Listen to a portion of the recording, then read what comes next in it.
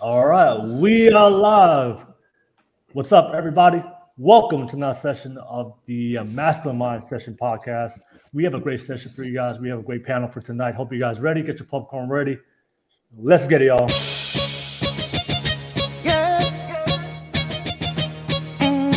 Nation music.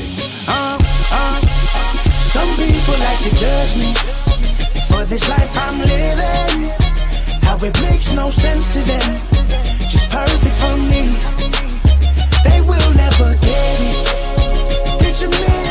100% of the responsibility on a single mom goes to the mom. So I just wanted to take the time and make this video to apologize. Absolutely nobody. Will, Taniela, Tui, B, we're right here trying to discover the positives now, the solution, the solving.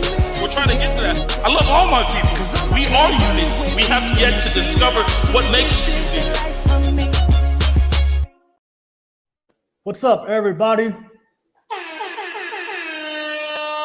Welcome to another session of the Governor Cloud podcast, the Masculine Mind Session. This is going to be our second episode back to back since we launched last Friday. Thank you so much for watching this right now. I appreciate you guys. If you're tuning in for the very first time, thank you so much for tuning in. We have a great show for you guys, and of course, all my subscribers out there. Thank you so much for all the love and support. I appreciate you guys. You guys already know what to do. If you love the content, love the show, and love the support the podcast, smash and press that like, subscribe button real quick. Don't forget, this is a public chat, public platform. Always appreciate you guys. Whether you agree or disagree, let's get that live chat popping. Let me know what you guys think. We're going to have a good discussion tonight with the fellas. You guys already know the Masculine Mind podcast. We focus on male improvement, purpose, and masculinity. So all the fellas out there and the women, let me know what you guys think. Show some love in the live chat. And of course, let me know where you guys tuning in from. Always appreciate you guys always supporting and get that live chat popping. Don't forget, this is a public show. A lot of you guys watch my channel. You guys know you guys can jump on and be part of the conversation. A lot of you fellas did reach out to me. You want to be part on. I will post the public link on the YouTube live chat. So if you're watching this from Twitch and Facebook, come to YouTube. I'll pin it to the top of the screen, especially for all the fellas out there. If you have any questions about the topics that we're going to discuss tonight, definitely jump on and be part of tonight's panel. Don't forget the super chat donation. A lot of you guys support me financially with your pockets. I appreciate you guys for the financial support to launch my podcast studio. I will be launching in 2023. If you have a specific question, you have a specific topic, I know a lot of the young fellas out there that reach out to me on Instagram always ask me questions and topics. I suggest you ask it through a super chat donation to support my channel. Definitely make a priority to ask the panel, and then we get the response and the feedback from the panel for tonight. Don't forget don't forget to check out previous episodes. You guys know my show. I had 3 weekly shows. Hot topics on Wednesday, masculine sessions on Friday, and of course the dating and relationships after dark sessions for tomorrow for Saturday. So check out our previous episode that we did past Wednesday. We talked about on the hot topic debate. We talked about did the sexual revolution make women happier today in 2022? Check out our last podcast we did in the relationships podcast we did last week, and of course our masculine session podcast we did last Friday. We talked about why do young men struggle with women. So definitely check out those podcasts. If you missed it, I'll definitely drop the links below, so that way you guys can check out all the previous content I've launched before.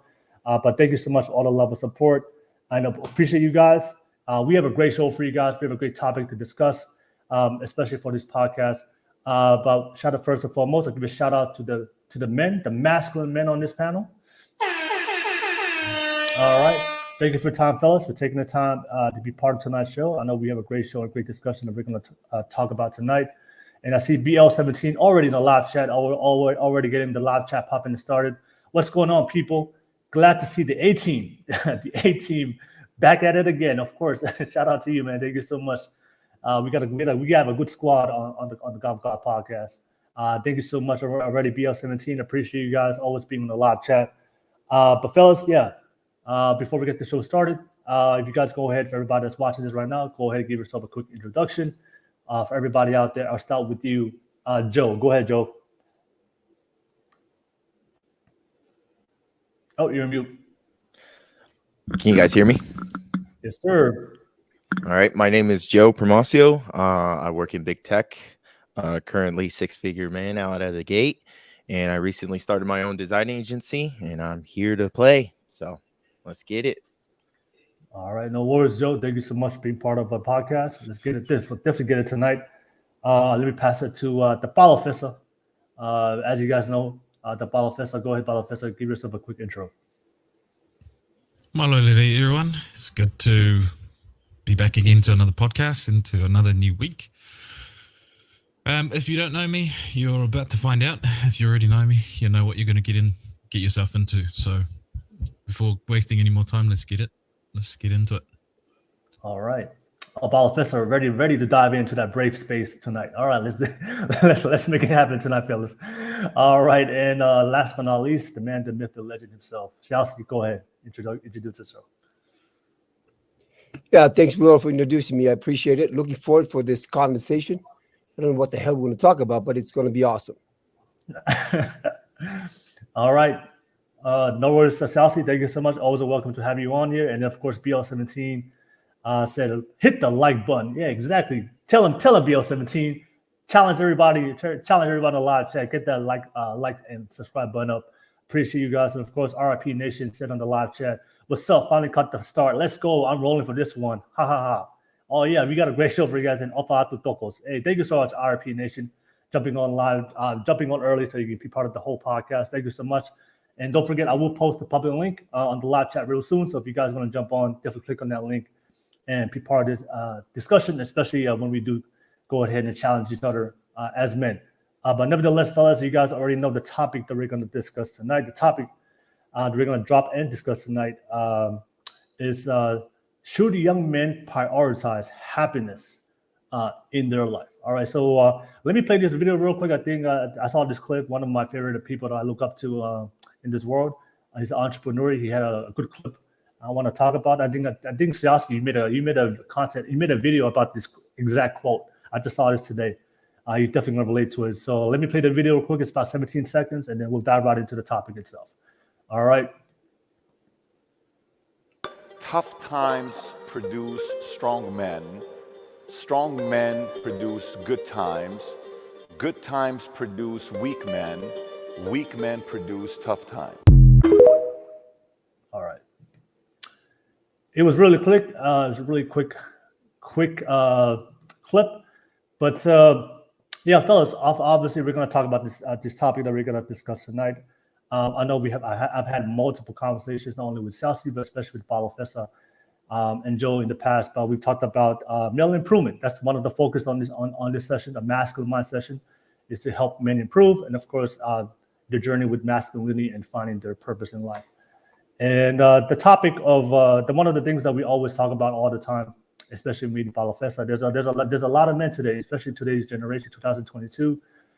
They're struggling. They're struggling with to improve as men. They're struggling in their relationships. They're struggling with their career, their purpose, their meaning in life. There's a lot of men out there struggling with depression. If you look at statistically, a lot of men are deciding to delete themselves. So there's a lot of struggling young men out there.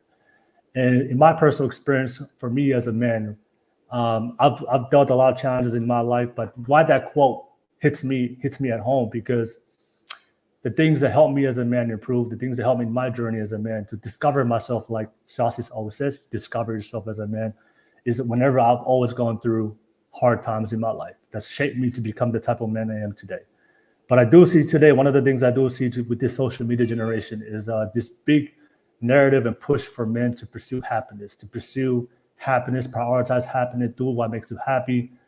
And in my opinion, the way I see it is, the very things that challenged me and pushed me to become the man that I am today were things that necessarily didn't make me happy. I find joy in it, but it was those challenges that pushed me to learn the lessons and principles and the values and develop the very character building that I needed to do. So that's my opinion. I just want to share that real quick in the beginning, just to set off the podcast. But I'm interested to hear what you guys think. You know, obviously you guys have gone through your own journeys in purpose and masculinity and self-improvement as men. The results of your life and the work that you guys share on this podcast is a reflection of that. But there's a whole generation of men today that they're hearing that, you know, they should pursue happiness, they should pursue joy, they should avoid challenges and hardship and struggle, do things that makes you feel good. But for me, I think it prevents men from growth, because of everything that's going to help you develop as a man. Things that's not gonna feel good and be joyful and make you happy, but it's necessary for you to develop. So it's gonna be an interesting conversation, whether we agree or disagree. I definitely want to hear what you guys think. Let me just read some comments real quick. I said Mao on the live chat. Hey, what's up, Mao? I got you. LFG. Hey, what's up, Mao? Always appreciate you on the live chat. Melanated Mary podcast. Hey, Melanated Mary podcast. We definitely in a week time. Just how long does the struggle going to have to go on? 30, 40, 50 years. Hey, Mao and Melanated Mary podcast. I'm gonna drop that link. So if you guys are gonna jump on, you guys already know, brothers. There's an open invite. You guys are always welcome to be part of the podcast tonight. But fellas, yeah, I just want to start off that conversation, just to share my thoughts real quick. I'm interested to hear what you guys have to say about the topic that we're going to discuss tonight. Should young men prioritize happiness in your life? All right. Let me start with you. I'll start with you, Joe. Joe, what do you think? What's your thoughts on the topic? Initial thoughts on the topic itself, and of course, your reaction to also the that quote that that clip of that quote that I played in the beginning. But go ahead, Joe. It's all you. So my initial reaction is that, yes, I do 100% believe in that quote. It's in and of itself. And the pursuit of happiness alone, I have found that the more that I push towards happiness, the less that I have any of it. And that was just based off of my experience and my experience alone. I think as a man, you need to endure challenge. You need to endure those things in order to become of a man. And I solely think that most men today are trying to chase that happiness, and they come to their own terms and figure out that there's not much out there. And the more you try to push against it, the more you try to reach towards it, the less thereof is it. And I just want to leave it like that. All right. No worries. Thank you so much, Joe. Appreciate your feedback. I'll pass it to you, Balafessa. Balafessa, what's your initial thoughts on the topic? Should young men prioritize happiness in their life?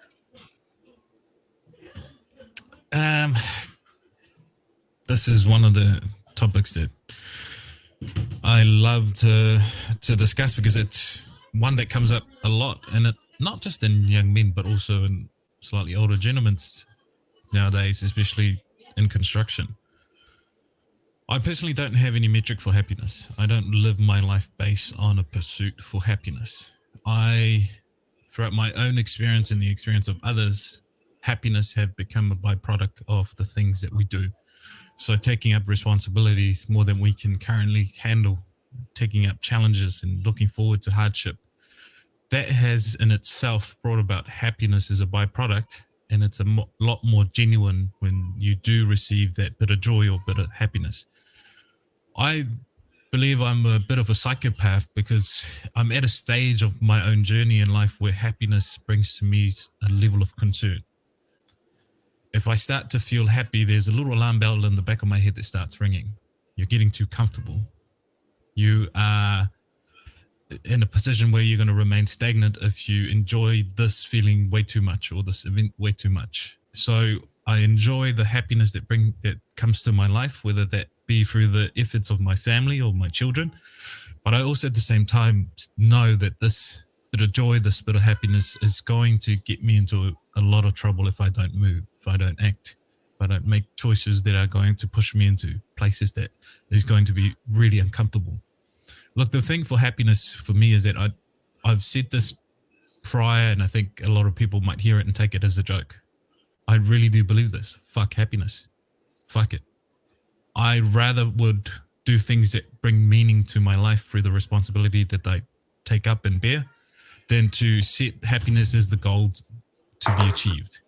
And like Joe was saying, I'm under the same belief, is that the more you push against happiness, the less there is, and the more you focus on it, the more you realize as a man just how little happiness a man's life brings to himself.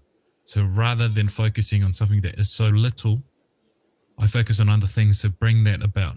And when it does come about, it's enjoyed in its fullest, rather than to always seek it. Yeah. All right, no worries, Balafessa. Appreciate that. Thank you for sharing. I just posted the live link on the YouTube live chat. So if you guys want to jump on, and definitely click on that link, especially the fellas out there and the women as well. Definitely invite the women to jump on. Sometimes a lot of women have questions about men, and the men in their life, and we'd love to add you on and hear your perspective. But I challenge everybody to come on, be part of the podcast. But Siaosi, I'll pass it to you. What's your thoughts on the topic that we're discussing? Should young men prioritize happiness in their life? Should they? Wow, it's a big conversation. I have it that it's more of why not? Like, why not prioritize happiness? But then at the same time, you have to take a look at what the hell is happiness? What makes you happy? Is it pleasure? I don't know. I mean, you have to take a look for yourself. And I have it like, I think I'm in line with what Professor is talking about. It's like chasing something, right? But I have it at the same time. I'm just going to be on the court. I'm going to share, may share something that I'm going through so that people get what I'm talking about, right? So for a long period of time, just like being on a court here, for a long period of time, I had it that like chasing money made me happy. Like the more money that I got really, really made me happy. Like in a sense, it's like, but it was fake and it's short. It only lived a short period of time. Like very short. And what I found for myself is it's not chasing the happiness, but it's in between of my journey, in between of the things that I'm doing that got me there. Does that make sense? It is being present with what I'm actually doing to get the results that I have, and that gives me not happiness but a peace of mind. So it's a peace of mind over happiness. Right? Because I have it, like, you can do anything to make you happy. You know, you can go get an ice cream and eat an ice cream and give you a sense of like, I'm happy. And it's false. Right? You can go and date with a beautiful girl and you can say, oh, it made me happy. But is it really happy, or is it just an emotion that lasts for a short period of time? But if you actually took take the work to work on the things that you need to work on to better self. You know, we take on self-development, looking at self and what triggers you, and what triggers you. If you are confronted with what triggers you, you then understand why you're triggered, which then gives you a peace of mind. When somebody calls you a piece of shit, you no longer have to entertain that. Does that make you happy, or does that give you a peace of mind? So I have it that is peace of mind over happiness, because happiness is a feeling. So it's a pretty big topic, and I'm hoping more people jump in on this conversation. Okay. All right. No worries. Thank you for sharing, Siaosi. Appreciate that. I see you, Basi, on the live chat. Hey, shout out to you, Basi. Thank you for always supporting and being on the live chat. Happiness is fleeting. It comes and goes. No one is going to be happy 100% of the time. Good to have in your life, but not dependable to aim at. All right. So, yeah, fellas, I guess before we open up for open discussion, whether we agree or disagree, I want to focus on the word happiness. You know, sometimes I'm just trying to think of the opposite view. Sometimes people may come on this panel and listen to Balafessa. They say, "Fuck happiness." Oh, that guy must have been miserable. All right, so let's break that down. That term, happiness, because it's a word that people can have different interpretations. So, like for you guys, like what does happiness mean? Because obviously, like I said, there's happiness, or happiness is a good thing. All right, it's a good thing, but let's break it down for everybody out there. The difference of happiness and how it should be applied and used in a man's life, and kind of break that down a little bit more deeper, so that way people don't get the misconception that we're just a bunch of angry and old young dudes out here that don't have no happiness in their life. But I like what Balafessa said. It's he said, "Fuck happiness." It's the things that he does. It's a byproduct based on the results of his life and the work and the things that he accomplishes in his life to improve as a man. And out of it comes happiness. And Siaosi mentioned a lot of people have pleasures, right? How about for them, happiness means pleasure. It means doing the things that they love to do, or temptations, or whatever people like to do and they indulge with. So can we break that down a little bit for everybody on the live chat? What is happiness? But I mean, for me, if I had to explain it in a simple way, I think for me is just happiness. I agree with Siaosi. There's a lot of things that we can do in life that doesn't give us positive effects. Some people would like to do smoke and drink, and that makes them happy. Chase money, that makes them happy. But I think for me is how I differentiate that for me in my life to know that these things are good for me, these things are not good for me. And like I mentioned before in the beginning, this is quote that I always remember in my life. I always remember, if you do what's hard, your life will be easy. If you do what's easy, your life will always be hard. So for me is the way I judge for something that makes me happy, but it's also something that makes me, is I know it's going to improve my life, is when I do things that's going to challenge me. It's very difficult, but it also makes me happy. So me, back in the past, I used to drink, I used to smoke. It made me happy. Right? I used to like to go to clubs, chase women. It made me happy, but it was easy, and it never brought anything productive for my life. When I started to discipline myself, focus on me, my health, my finance, my career, my mental health, it was very difficult to be very disciplined, but I got positive things out of my life. So for me, that's how I kind of judge it myself. If I do something that makes me happy, but it's very easy, it's very easy for me to do. That's my line to draw. Okay, like Balafessa said, there's a ring on my belt that says I'm getting too comfortable. When I do things that's very challenging, it's very hard to do, but it gives me happiness. It gives me joy. That's for me is a sign. Okay, this is probably the better path for me to chase. So that's for me. That's how I distinguished. Okay, these are the things that makes me happy, and I should pursue it. These are things that makes me happy, but it's too easy. It doesn't give me any really good results. I should not pursue that. So yeah, can we kind of break that down for happiness for the fellas? There's a lot of young guys out here watching this right now. They do things that makes them happy, but how do they know if this happiness, if the thing they're doing that makes them happy is gonna be good for them or not good for them, based on your experience? I'll start with you, Joe. So based on my experience, real quick, can you just rephrase that question one more time? Sorry. Yeah, so obviously a lot of guys out there, young men out there, they do things that makes them happy, but they don't know the difference if these things that make them happy is going to benefit them, right? So obviously we have different views on this. So how do they know if the thing they're doing that makes them happy is going to be a benefit for them to become better men, or how do they know that this thing that makes them happy is not going to benefit them all to improve as men? So how do you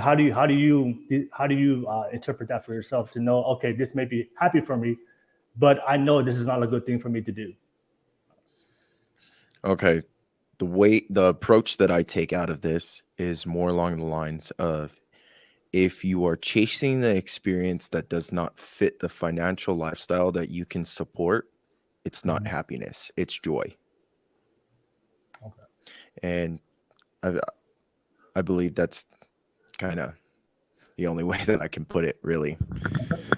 I know that I have more of a straightforward way of looking at it, but it's only because of the way that I've had to go through it, being alone, having to figure myself out for myself without anybody to turn to, is that I've noticed that along my journey, as long as I kept on chasing that experience that I couldn't afford, it was only joy for me. It was never really happiness at the end of the day. And that's the reason why I think that my approach is very nihilistic at times. And it's also what has even kept me on that straight and narrow path as well. Yeah. Okay. All right. No worries. All right. Thank you so much, Joe, for sharing. Pass it back to you, Palafessa. I know you don't believe in happiness, but there's a lot of young guys that do believe in it, and they're actually pursuing it today. And what are your thoughts on those guys? Like, how do they know if they're pursuing something that makes them happy, if it's something that's going to benefit them or not benefit them? How do they make that judgment? Look, let's break happiness down first and foremost, and it's in its neurochemistry sense. Happiness, as we know it as human beings, are divided to 4 different hormones that are responsible for what we feel as happiness. They are dopamine, oxytocin, serotonin, and endorphins. The balance of all 4 is what brings genuine happiness about in one's life.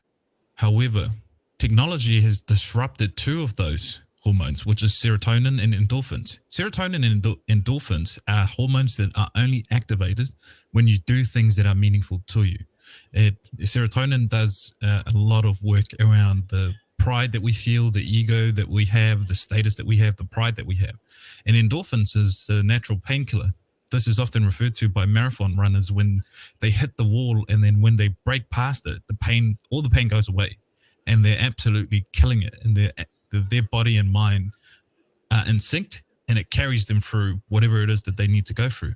However, oxytocin and dopamine has been a big part of young men's life where they seek the dopamine hit. It's like the elusive dragon, the first hit, and then it's always chasing that same hit again, but never to replicate it in its full extent.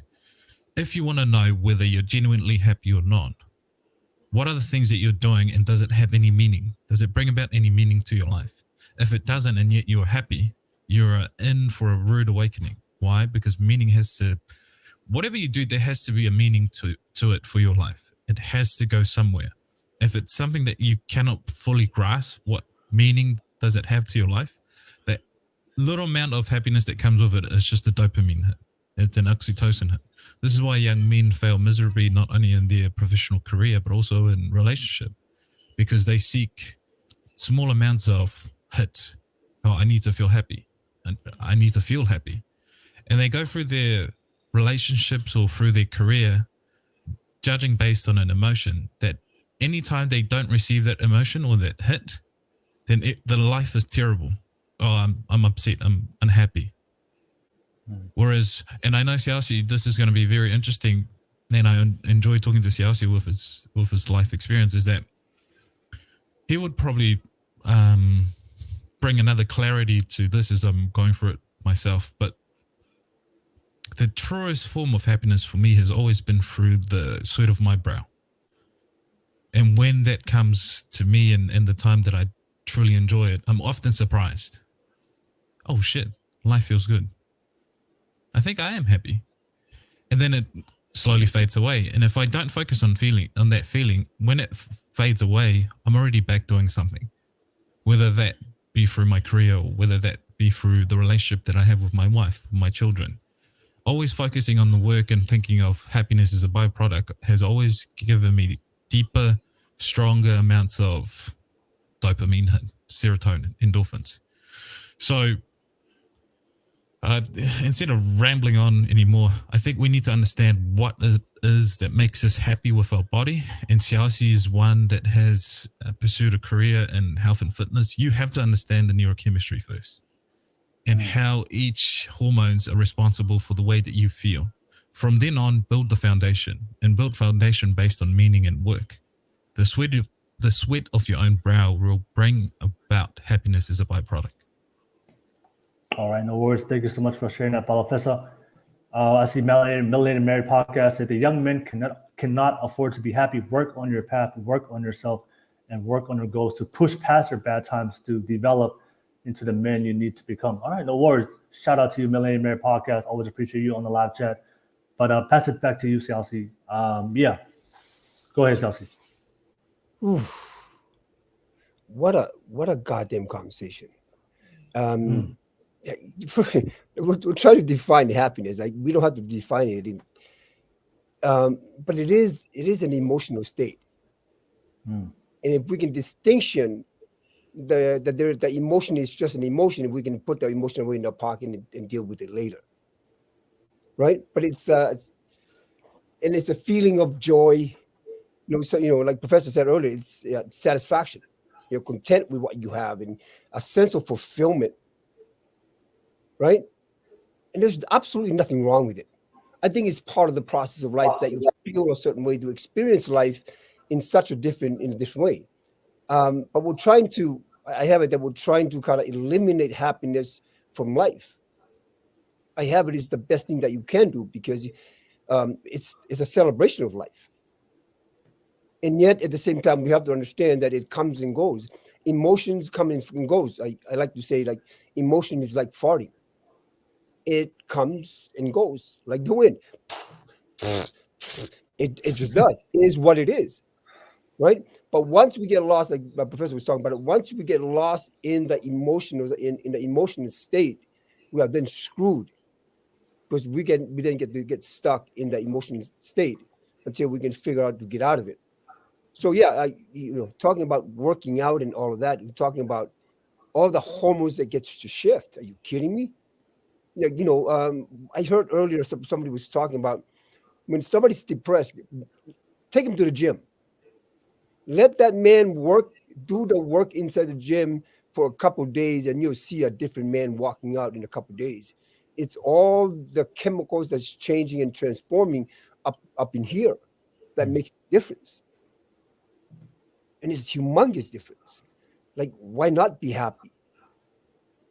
I have it as part of, once again, it's part of the process of eliminating or understanding self. In the world of distinction, there are several states of being, and if we can all understand that our state of being, then we don't have to be in that state of emotion. So it's a powerful conversation. Would have loved to have some women in this conversation, because they're just as emotional as we are as men. We just hide it pretty good with our anger. Yeah.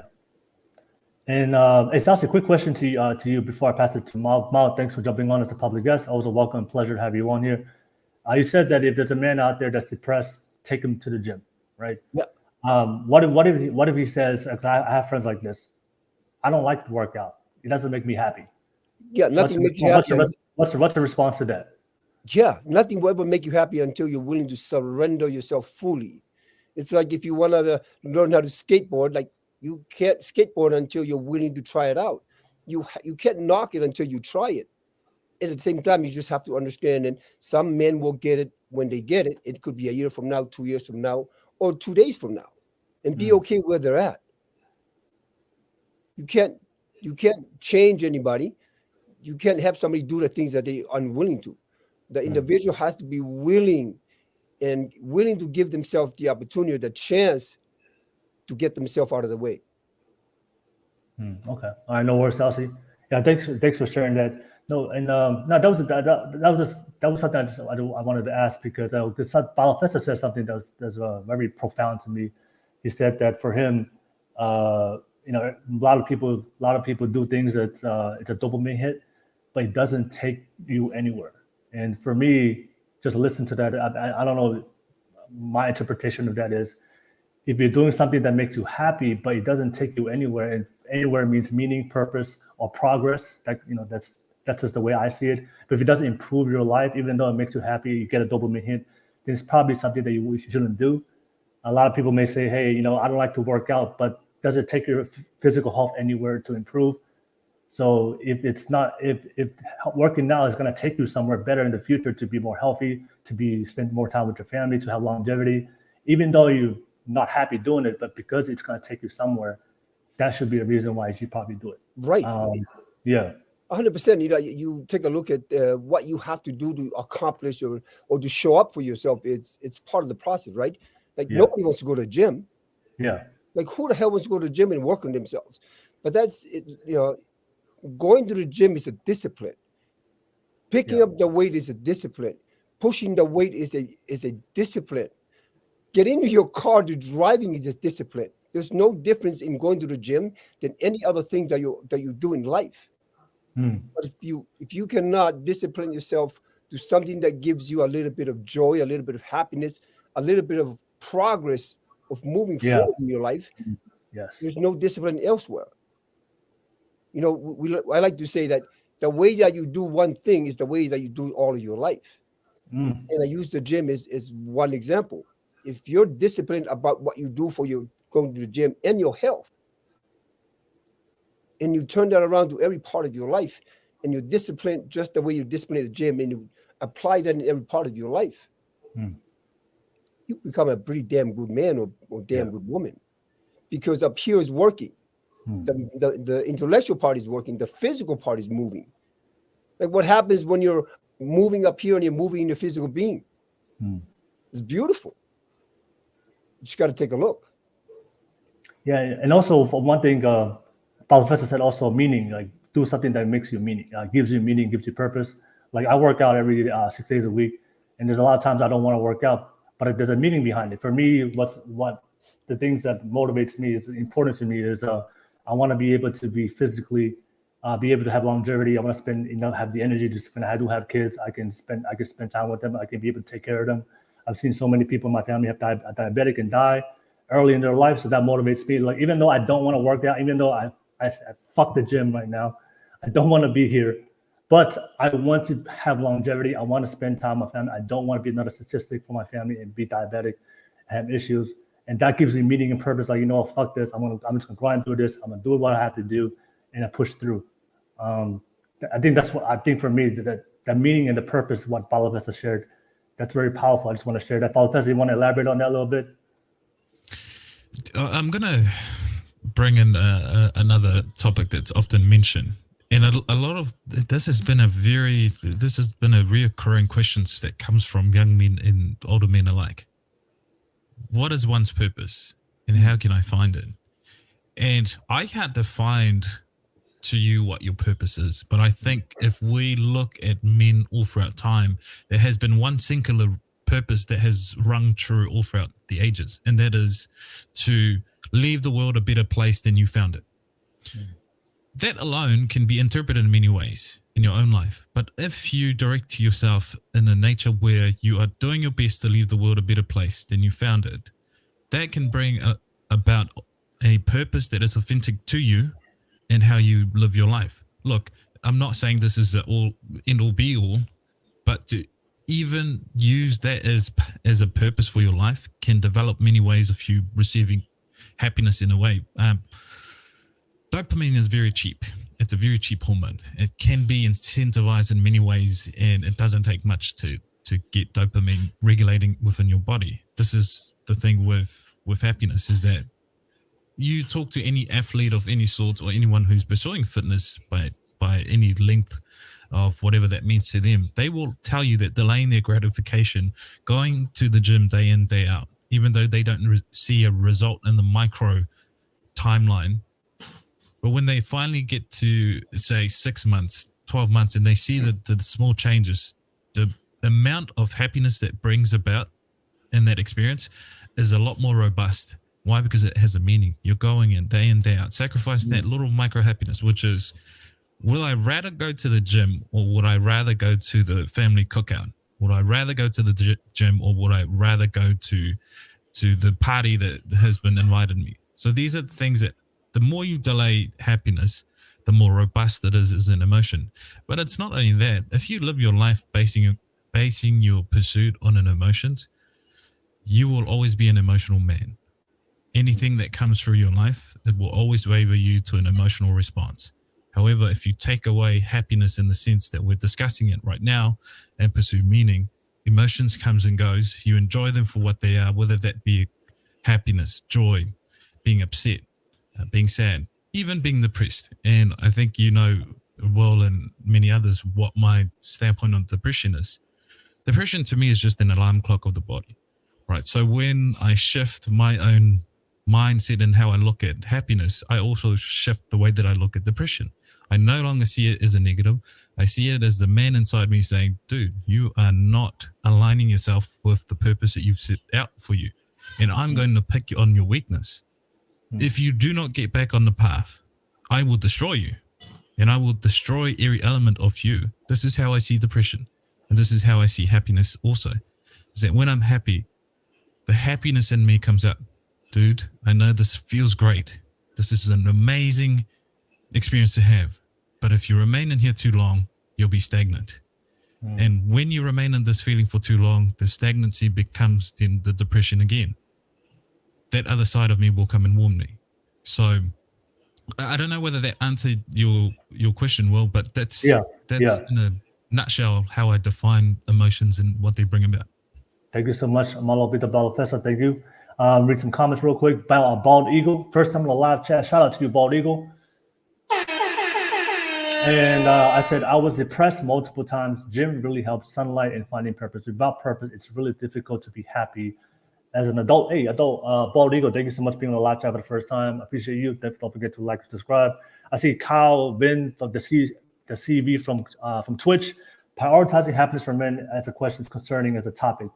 Do the things that make you happy, content, and same to those in your life and happy to encounter? Oh, it looks like we got the first challenge on the live chat for us, fellas. Kyle, if you want to jump on, definitely click on that public link and you can jump on. But thank you so much. And then I see Basi on the live chat. Basi said, how does gratitude play in men's pursuit of happiness and self-improvement? And how can you be grateful and not get complacent. All right, no worries. Those are good questions. I can save that for the end of the show for the fellas. But pass it to you, Mal. Mal, thanks for jumping on as a guest. But what do you think, Mal, about the initial conversation? Should young men prioritize happiness in their life? Go ahead, Mal. Hey, good evening. Good evening, everyone. Everybody can hear me okay? Yep. Awesome. This is an interesting topic, and I feel like it can be subjective in a way. Um, I think for me, before answering this question, uh, it's more important to understand what makes one happy before one can prioritize happiness. Um, and on that topic, I believe it's important to understand that there's opposition in all of our choices, right? And in order to understand happiness, one has to understand sorrow in order for that value of happiness to actually be obtained. In the sense of uh, going to the gym, like let's say going to the gym for example, right? If I don't go to the gym and I'm sitting at home, and I've done this before, I tend to gain a lot of weight. I become very depressed and unhappy, right? And so that's kind of, for me, that's the opposition of not going to the gym. But going to the gym, I know that there are, I think like what was stated, there's the scientific, um, I guess, kind of resolutions that happens with the dopamine and the increase in that, uh, finding happiness and like weight loss and being able to find that stability and balance, right, emotionally and physically. Mm. Um, and I think being able to weigh out those risks will help one, at least in my experience, helps me to understand what are the things that make me happy in order to prioritize those things that I now consider, within the realm of happiness. Um, but it, but I think for me at that point, it's very important to understand what are those points, right? And understanding that those oppositions are a key component to understanding to offering value to different things that provide happiness or that offer one happiness. Um, Even going to the gym itself, right? There's oppositions in the gym where knowing that lifting weights is going to cause soreness, right? But there's also going to be muscle development, right? So they're key factors that can be opposing each other, but also offer benefits within the same realm. And I apologize if I'm not making sense. I'm really trying to kind of share some whatever the things that are trickling with in my head. But I guess just to this question, before answering prioritizing happiness, I think it's really important to understand what is happiness and how to define it. Okay. All right. No worries, Mal. Thank you for sharing. And let's thank you, fellas, for sharing our thoughts. But let's open up for discussion. Anything you guys want to add on or respond to each other based on what we've shared and discussed already? Yeah, I can truly get why people think Professor is crazy. When you start listening to him and to the words that are coming out of his mouth, it appears that there is no happiness in his life. That is only going one direction. There's no experiencing life within itself. There's no set fulfillment in his life, right? Because it has to be this way only. But then again, that's what I'm getting out of his conversation, that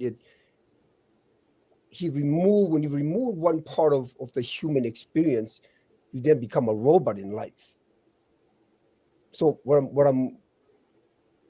if you're present to happiness and fulfillment, that's just part of the human experience. And I'm not saying don't knock it out, don't kill it. Understand how to utilize it and move forward. It definitely can be something to shoot for and something to celebrate. But to eliminate happiness as a goal it's like destroying self, because self needs happiness, needs joy, needs to feel fulfilled. It's like getting married without loving the process of being married, loving and enjoying the moment that you do have with your family. That's part of happiness. So I say you're embracing it. You may not see it through your head at this moment, but you are embracing the love and the joy and the fulfillment that you're getting out of your marriage, because you do contribute to everybody else. And part of that equation, when you contribute to your loved ones, when you contribute to your children, when you contribute to your family or your wife, there is a sense of joy that is there for you. There is happiness. And so I want you to take a look at, just kind of take a look at the words that are coming out of your mouth and the way that you see and perceive happiness, because it's all around you. It's all around. I even hear in the way that you talk about your business, the people around the business. There is happiness. There's plenty of happiness. You just got to isolate it for yourself and say, I can enjoy that. I can enjoy that. I can enjoy that and make it enjoyable, because it's the process. Paulo Vista, you want to respond? Yeah, look, I don't demean happiness. I receive amounts of happiness all throughout my life. It's just that, first of all, I don't prioritize it, and I seek meaning rather than seeking happiness.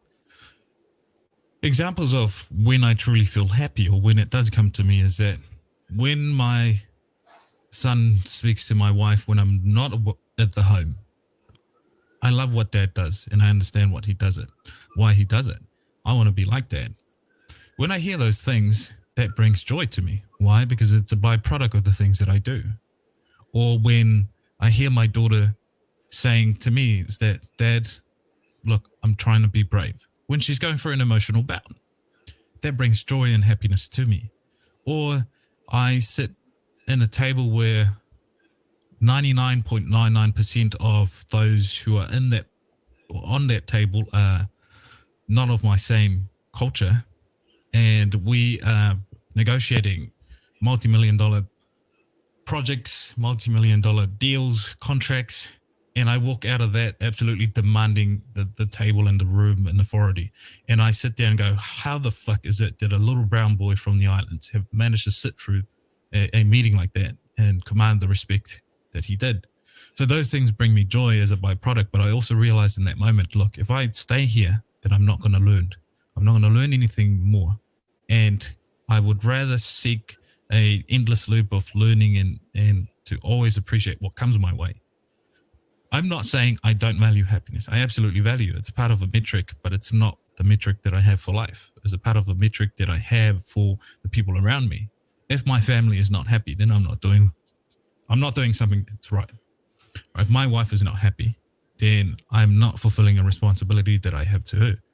If my daughter and my son is not happy, I'm not fulfilling a responsibility. So therefore, it comes under me as my responsibility that I must do things that will bring about happiness to them.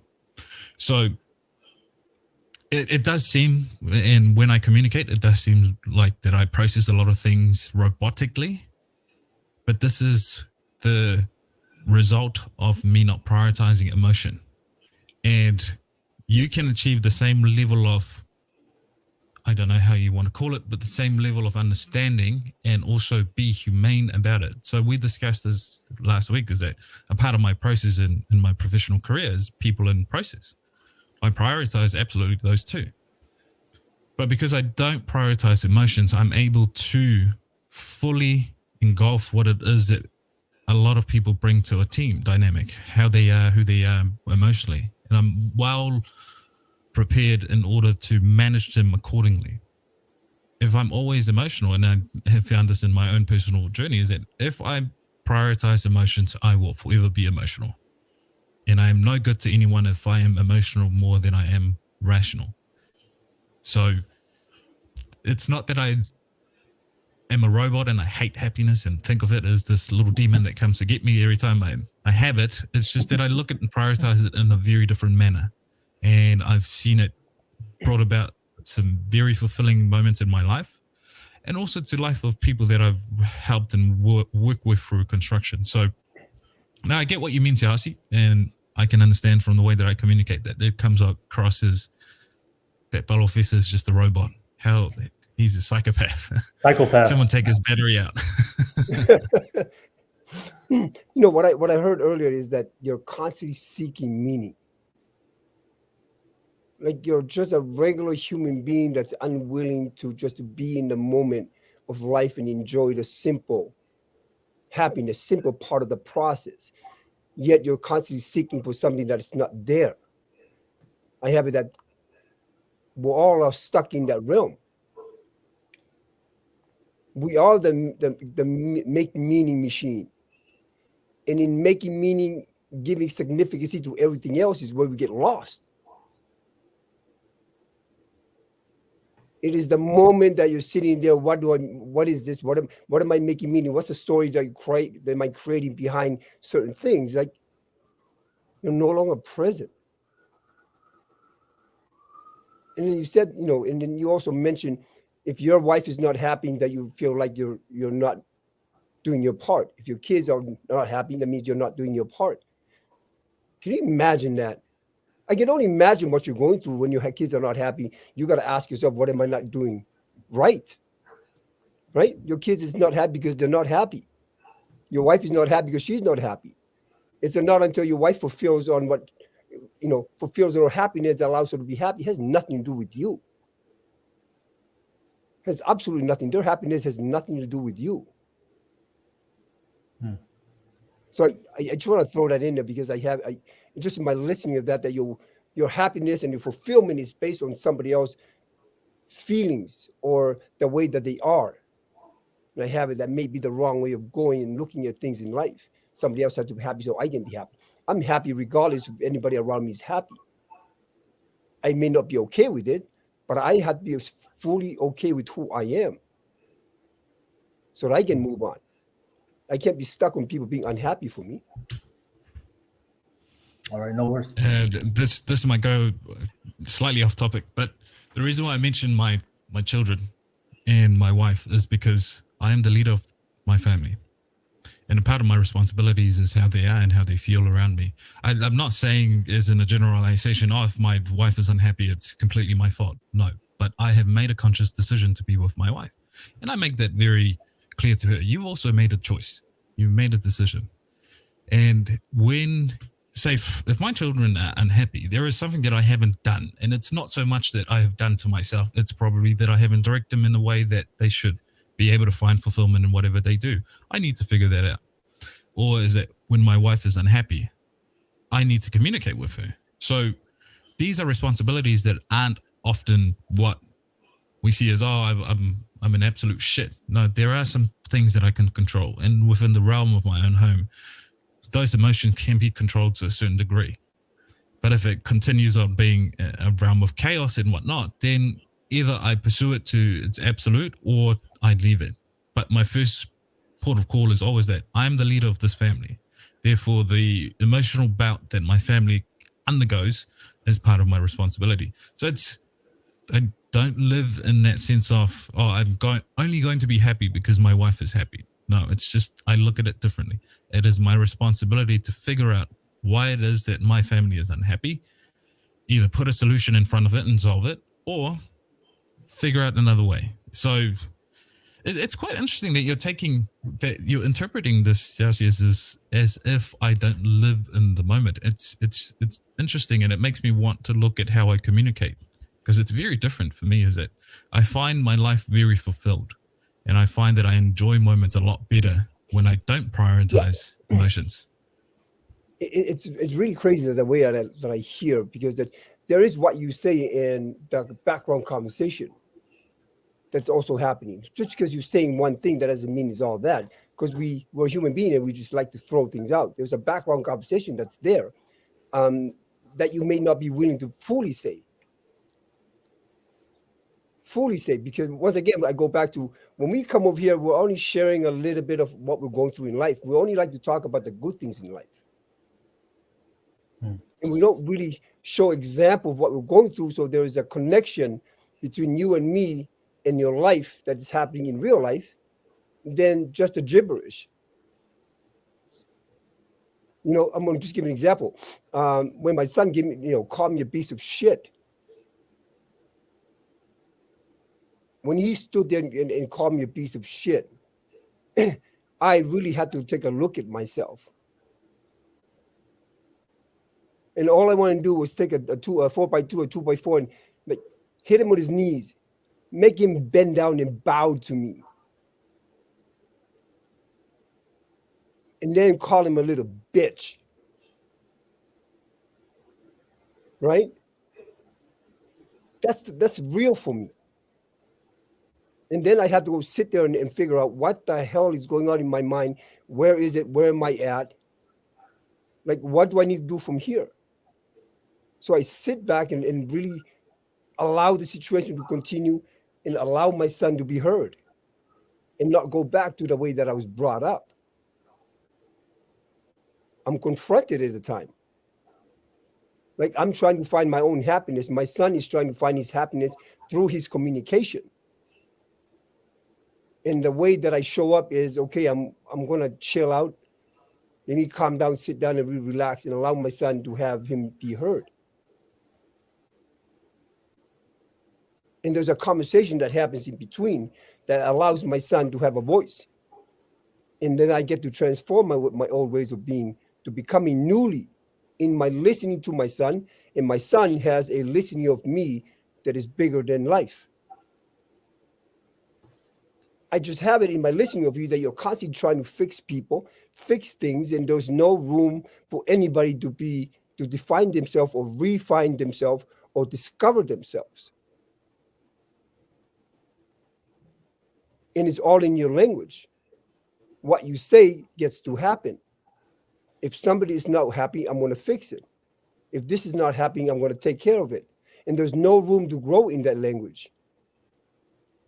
Because, yeah, I could easily take and, pick up a bat and strike my son and show him who's the man around the house.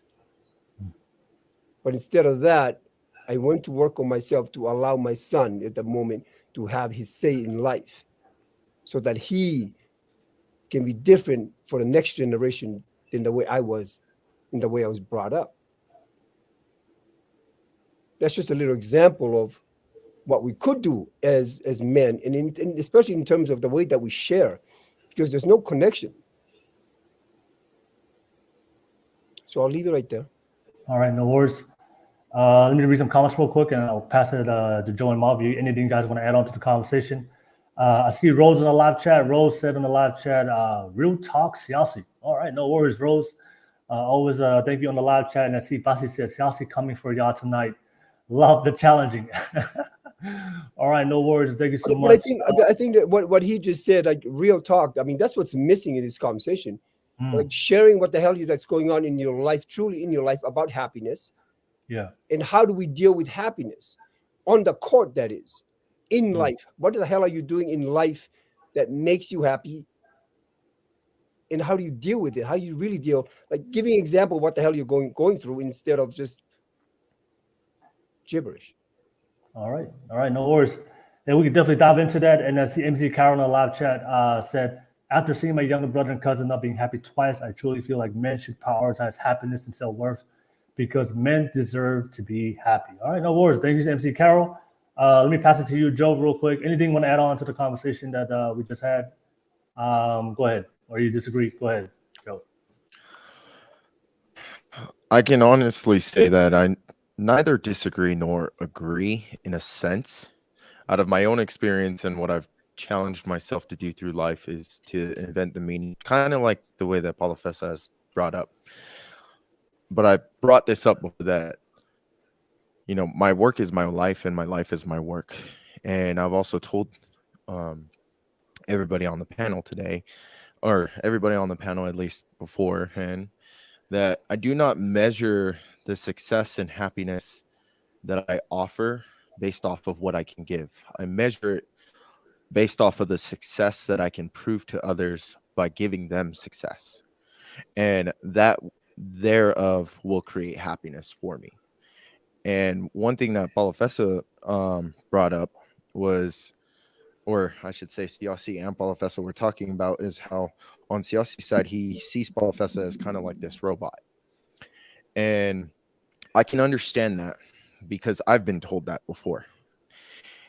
And the way that I see it is more along the lines of, because the fact my life is my work and my work is my life, it is my duty as a leader, as an entrepreneur and an entrepreneur, as somebody who leads a team, it is prudent for me to refrain myself from the emotional contact that most people want to endure or seek to endure. I need to be a leader whenever, not when I clock in, not when I clock out, whenever my team calls me. That's when I must be a leader. And refraining from that, the only way that I can seek happiness is after the job is done. And that's more along the lines of the way that I see it is, if I can't execute, then I'm starting to chase happiness instead of come into happiness. Happiness is a feeling that comes and goes.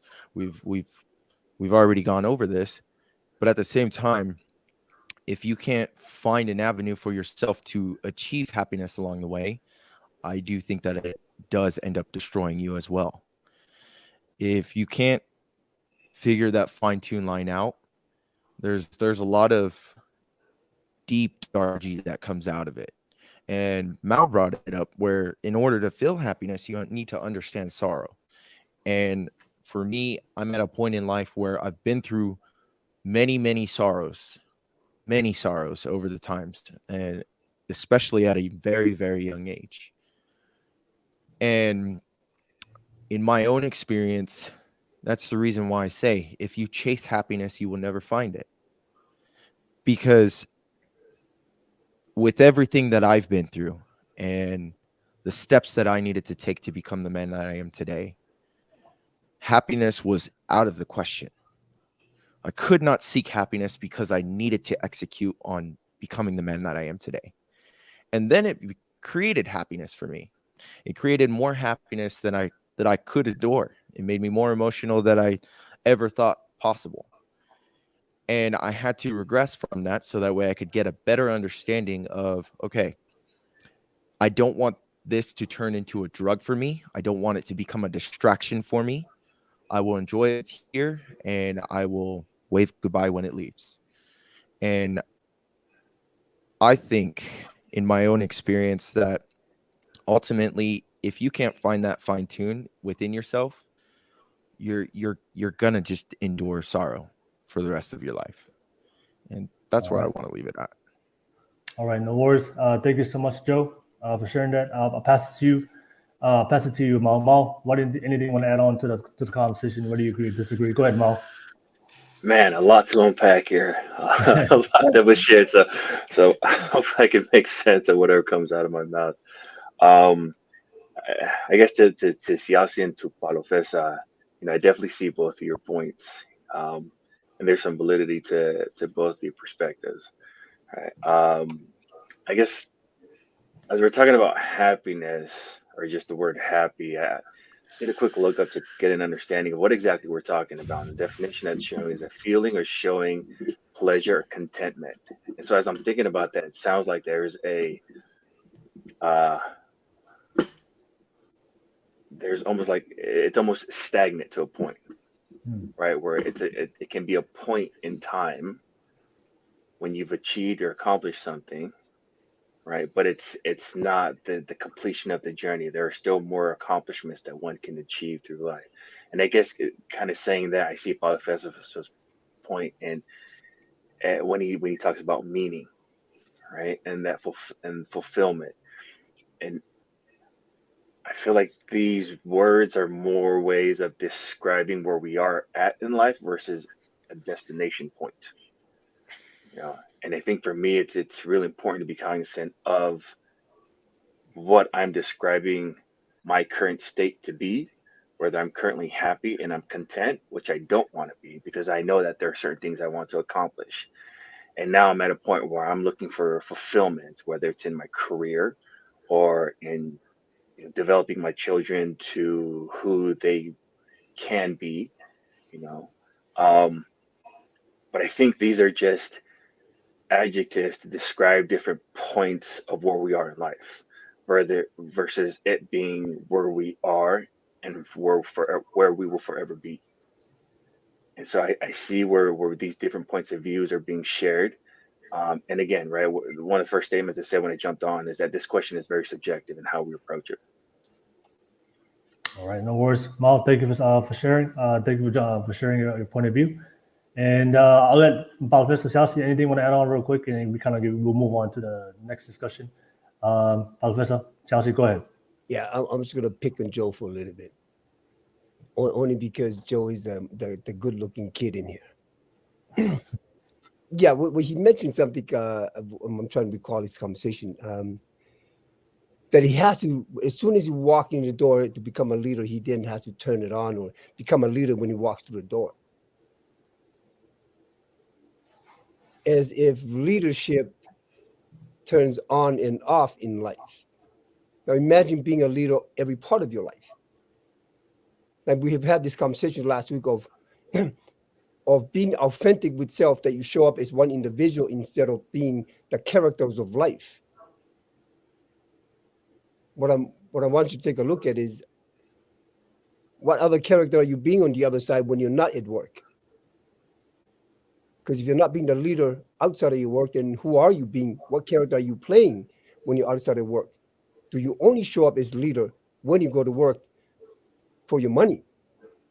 And is that leadership? What about the other part of your life? So I just want to bring that, get you present to that we all get to choose leadership only when it's convenient for us and not a lifestyle. Leadership is a lifestyle. It's a way of being, allowing people to discover themselves, having people take a look at their life, not pounding things in their face. How you should do this is the way that I tell you. That's not leadership. Mm-hmm. So you might want to define and take a look what leadership is for you, because the way it comes across is maybe. No, you bring up a really good point. I think I didn't do a good job in articulating what I was trying to convey. In the phase that I'm in my life, transitioning from entrepreneur to entrepreneur, I have had to be the leader 100% of the time. And that's where I think I failed to articulate it, is that in my phase, just like Balafessa had brought up before, in my phase in my life right now, currently, happiness is not of importance to me because I need to execute. And happiness, in my sense, through my experience, is a distraction as of right now, because of the things that I want to do and because of the things that I want to accomplish in life. As of right now, I'm not totally disregarding happiness. Happiness comes whenever I finish a job, whenever I execute on a new project, whenever I correlate and reconcile another project. Happiness is there, but inner happiness and gratitude is something that I always hold dear to me, and I'm much aware of it. But you did bring up a really good argument. I apologize if I didn't articulate it correctly. I'll work on that. Stop it. Joe, stop apologizing, Joe. I think what Mel said, I really resonate with, in the sense that we are defining what currently our own perspective of happiness is. And for me and how I see it, this is not based purely aligned on my experience. What has construction brought about over 10 years, plus 10 years of experience in it, and not only that, looking around the people around me, they have prioritized happiness. This is one of the metric for me, is that my wife keeps saying to me over and over again, why is it that we're so different from a lot of our friends? And I ask her, how do you mean? Why is it that I find true and genuine happiness, even though you're not the same as the men that are with my friends? So when we have these conversations, I then find, in the sense that a lot of young people have been put through this notion that life is a fantasy and that happiness should be prioritized. And they live their life according to that notion. And what they actually find out is that they become selfish, especially in arenas that they shouldn't be. So in relationship, they seek their personal happiness, and they find out that whatever that metric is for happiness, no person can fulfill that. And this is the paradox of the relationship, is that there's a complementary element to it. Is that the other person needs to do things that complement you in your life, vice versa. And this is my own understanding. However, look, I work 12 to 16-hour days, and the little time that I have with my wife, we spent it in however manner that we do. But we have these conversations, and it's often that we are ridiculed in the way that we interact with each other and our children. However, we're the only ones standing. The vast majority have come before us with relationship, and they've gone and broken up and all these things. But it's also through the men that I have encountered is that they come to me with these questions. Why is my wife not happy? Why is it that I'm not happy? I'm earning the money that I should be earning. I'm having all the resources that I should be having, and yet I don't feel happy. And I always go back to them. Does it fulfill you? And if it doesn't, hence why happiness comes and goes, and it never stays around as robust as it should. So it is not that I don't seek happiness. I only see it as a byproduct. When I do things based on a process that I understand, happiness becomes a byproduct. It is not the direct product of the outcome that I want, but it is part of the byproduct. And this is the freaky thing that I've learned through that process of mine, is that when happiness becomes the byproduct, it's a lot more robust, and I truly enjoy it when I do have it. And Mal mentioned the definition of happiness is to, in the moment of content and to have pleasure. I'm at a stage of my life I don't want to be content. I am to a degree joyful that I have achieved many things, but in the larger scales of things, I am nothing. I haven't accomplished anything. I cannot sit here and tell you that my children are successful. That is accomplishment to me.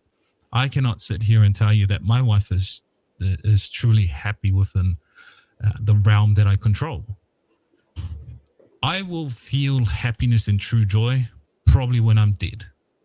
And when I leave this world, knowing that my children have gone out to live their own lives, not successful to my metric, but to be able to stand to the world and define where chaos is and how they control that. That is accomplishment to me.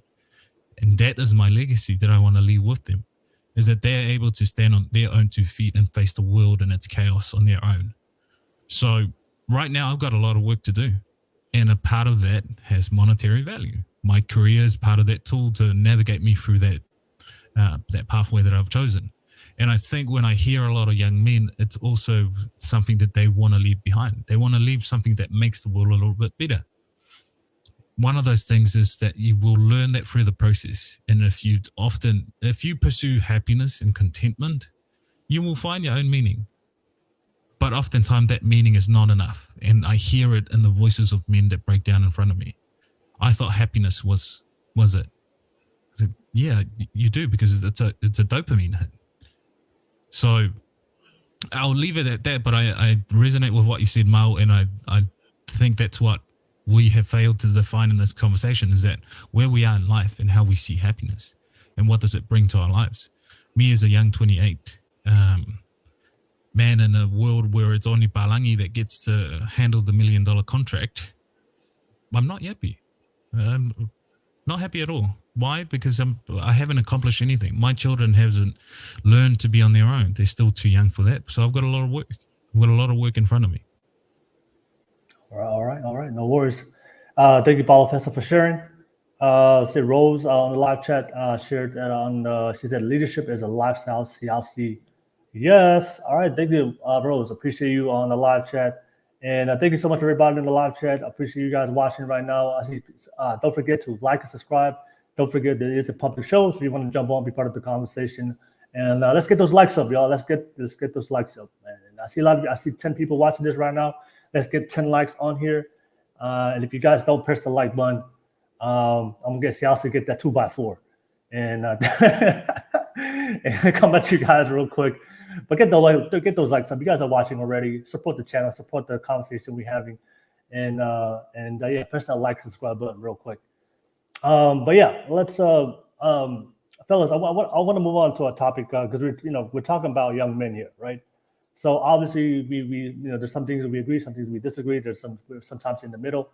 I think we can all agree. I think based on what I've heard on this conversation, that we're not disregarding happiness. I know a lot of people may think that for Paulo Fessa, but I think what Paulo Fessa said is like he doesn't prioritize it. He doesn't prioritize it in his life, but he does value it when he comes.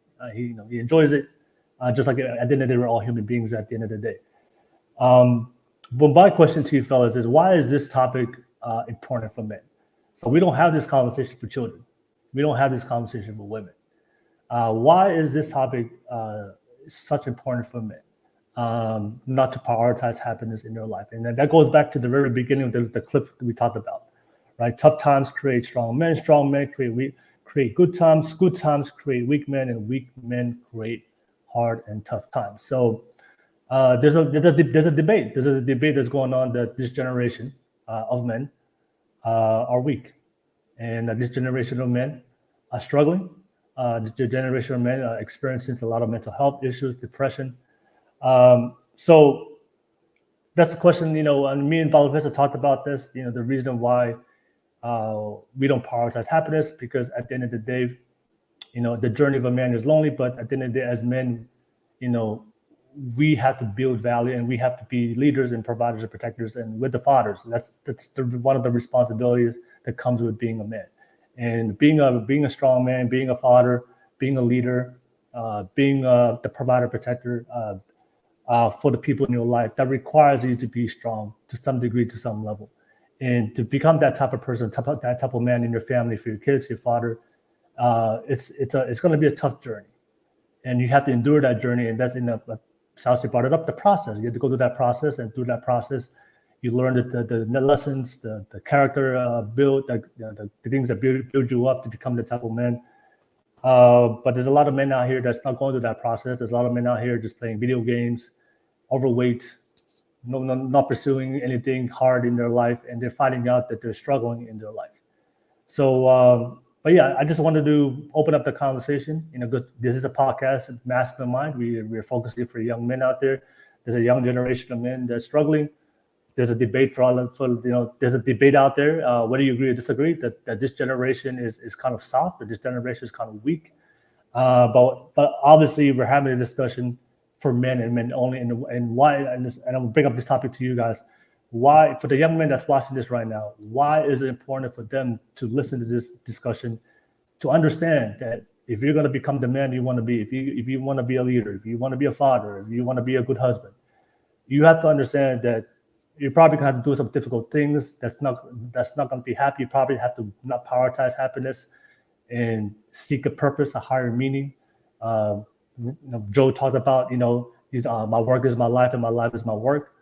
And by doing those things, by accomplishing those things, the byproduct of that is the happiness that you don't find. But you can't do the reverse. You can't just seek happiness and expect to become that type of man that the things that you want to accomplish in your life. But yeah, I'll open up the topic for that. Why do you think, fellas, it's important for young men to understand that that prioritizing happiness is not going to be beneficial or not, or up to you. So it's not going to be beneficial for you as a man. This is not for kids. This is not for women. This is for you directly as a man.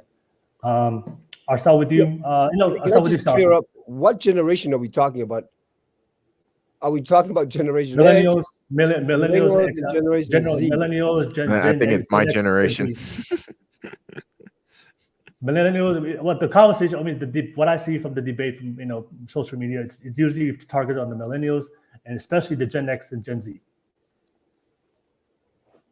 Well, that's three generations there. I mean, different ages. Yeah. Like, you want to nail it down to what is, Well, I'll just bring you like what the conversation is floating around. We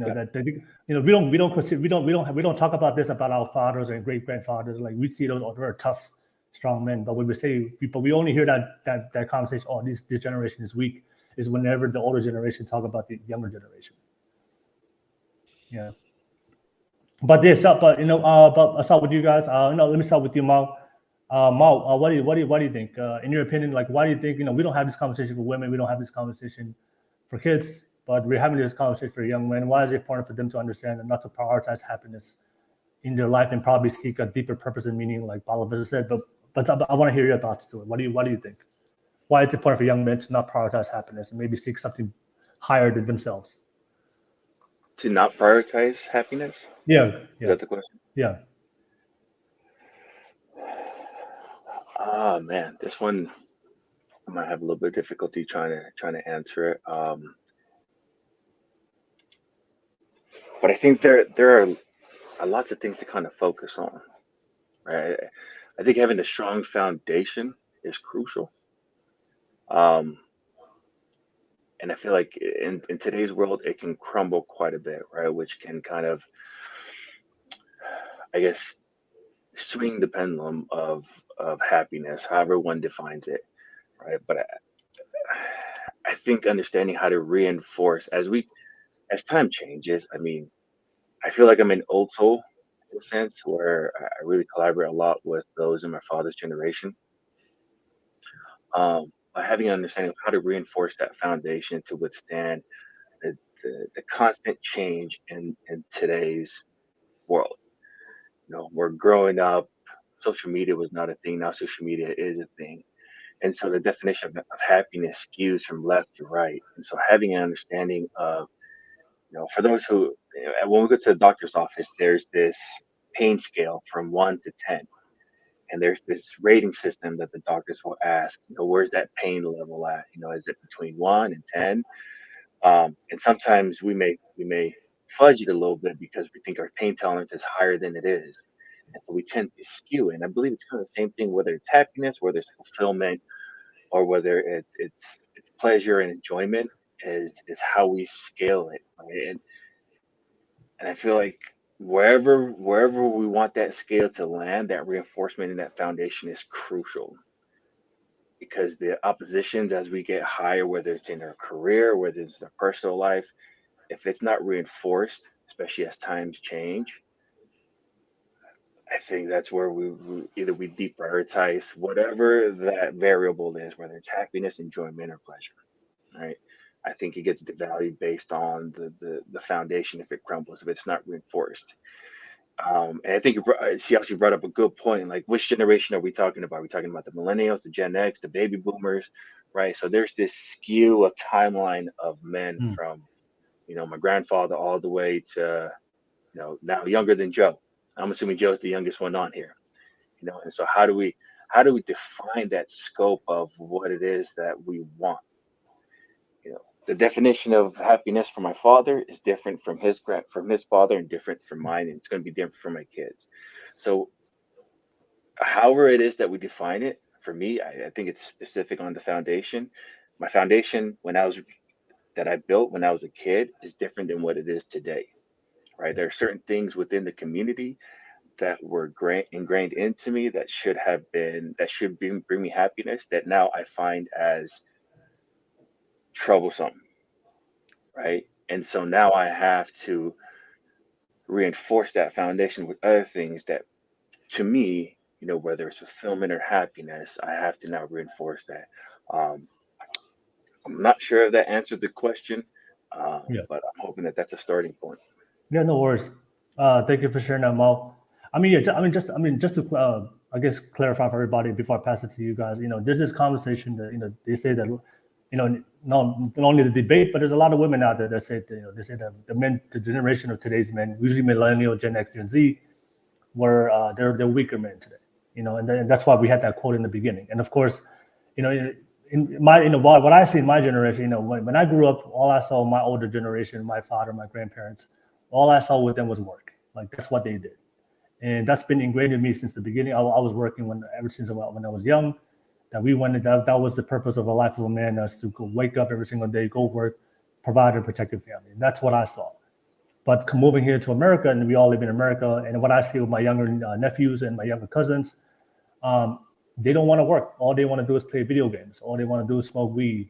All they want to do is just chill, relax. They're more concerned about what they're doing on social media. I think we talked about this, Siaosi. A lot of people, like a lot of men today, they're just living through social media. They're not actively going out to the real world and experiencing the real world that a lot of people live vicariously through other people and through the internet. And I see this with the younger generation, that they're not going into the real world. And for me, growing up in Tonga, I experienced real life in a very young age. Like, this is what you have to do to live and survive. And that helped me, even though it was hard, maybe a lot of people may say, oh, that's too tough. Maybe from a Western perspective, that's little guys, young boys shouldn't be put to that type of work and hardship.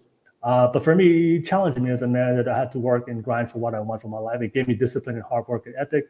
But it's something that I don't see today in today's generation. It's a whole different generation that that, like I said, they don't want to do anything very difficult in their life, and which they're doing it today. But then, if you look at the statistics, there's a lot of men struggling, mental health, suicide.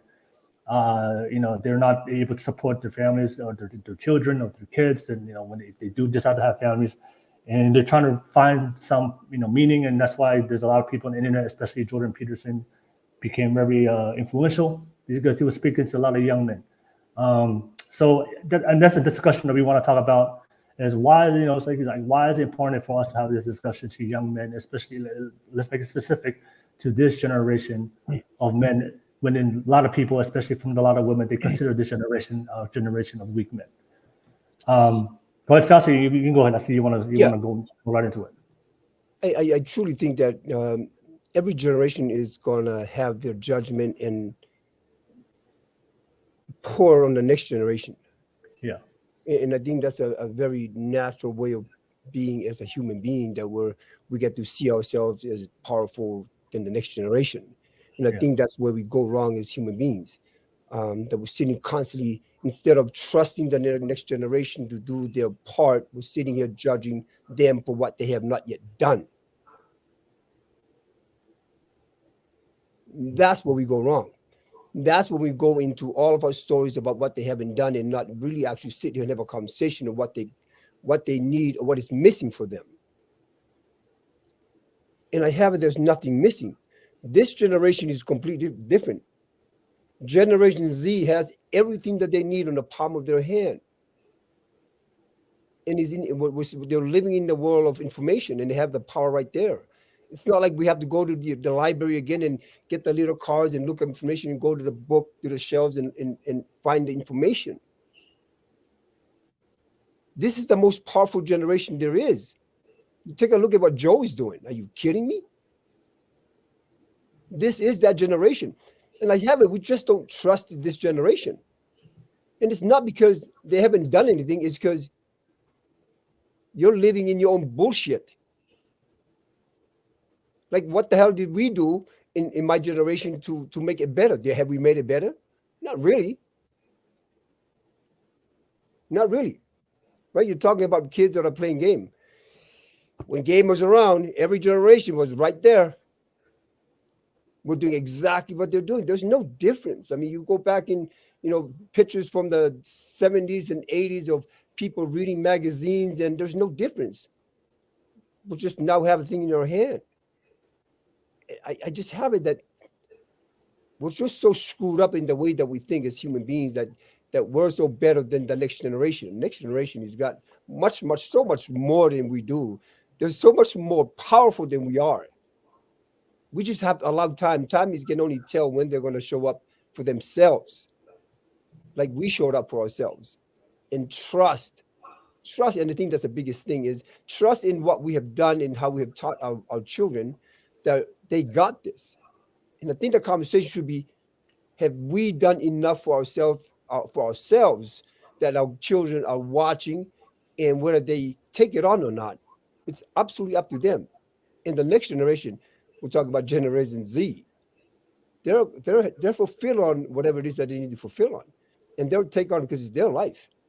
Like, we'll be gone in the next couple of years, and it doesn't matter. What matters is that we're empowering that generation to move forward and take on their life, such that they leave this world better than we left it.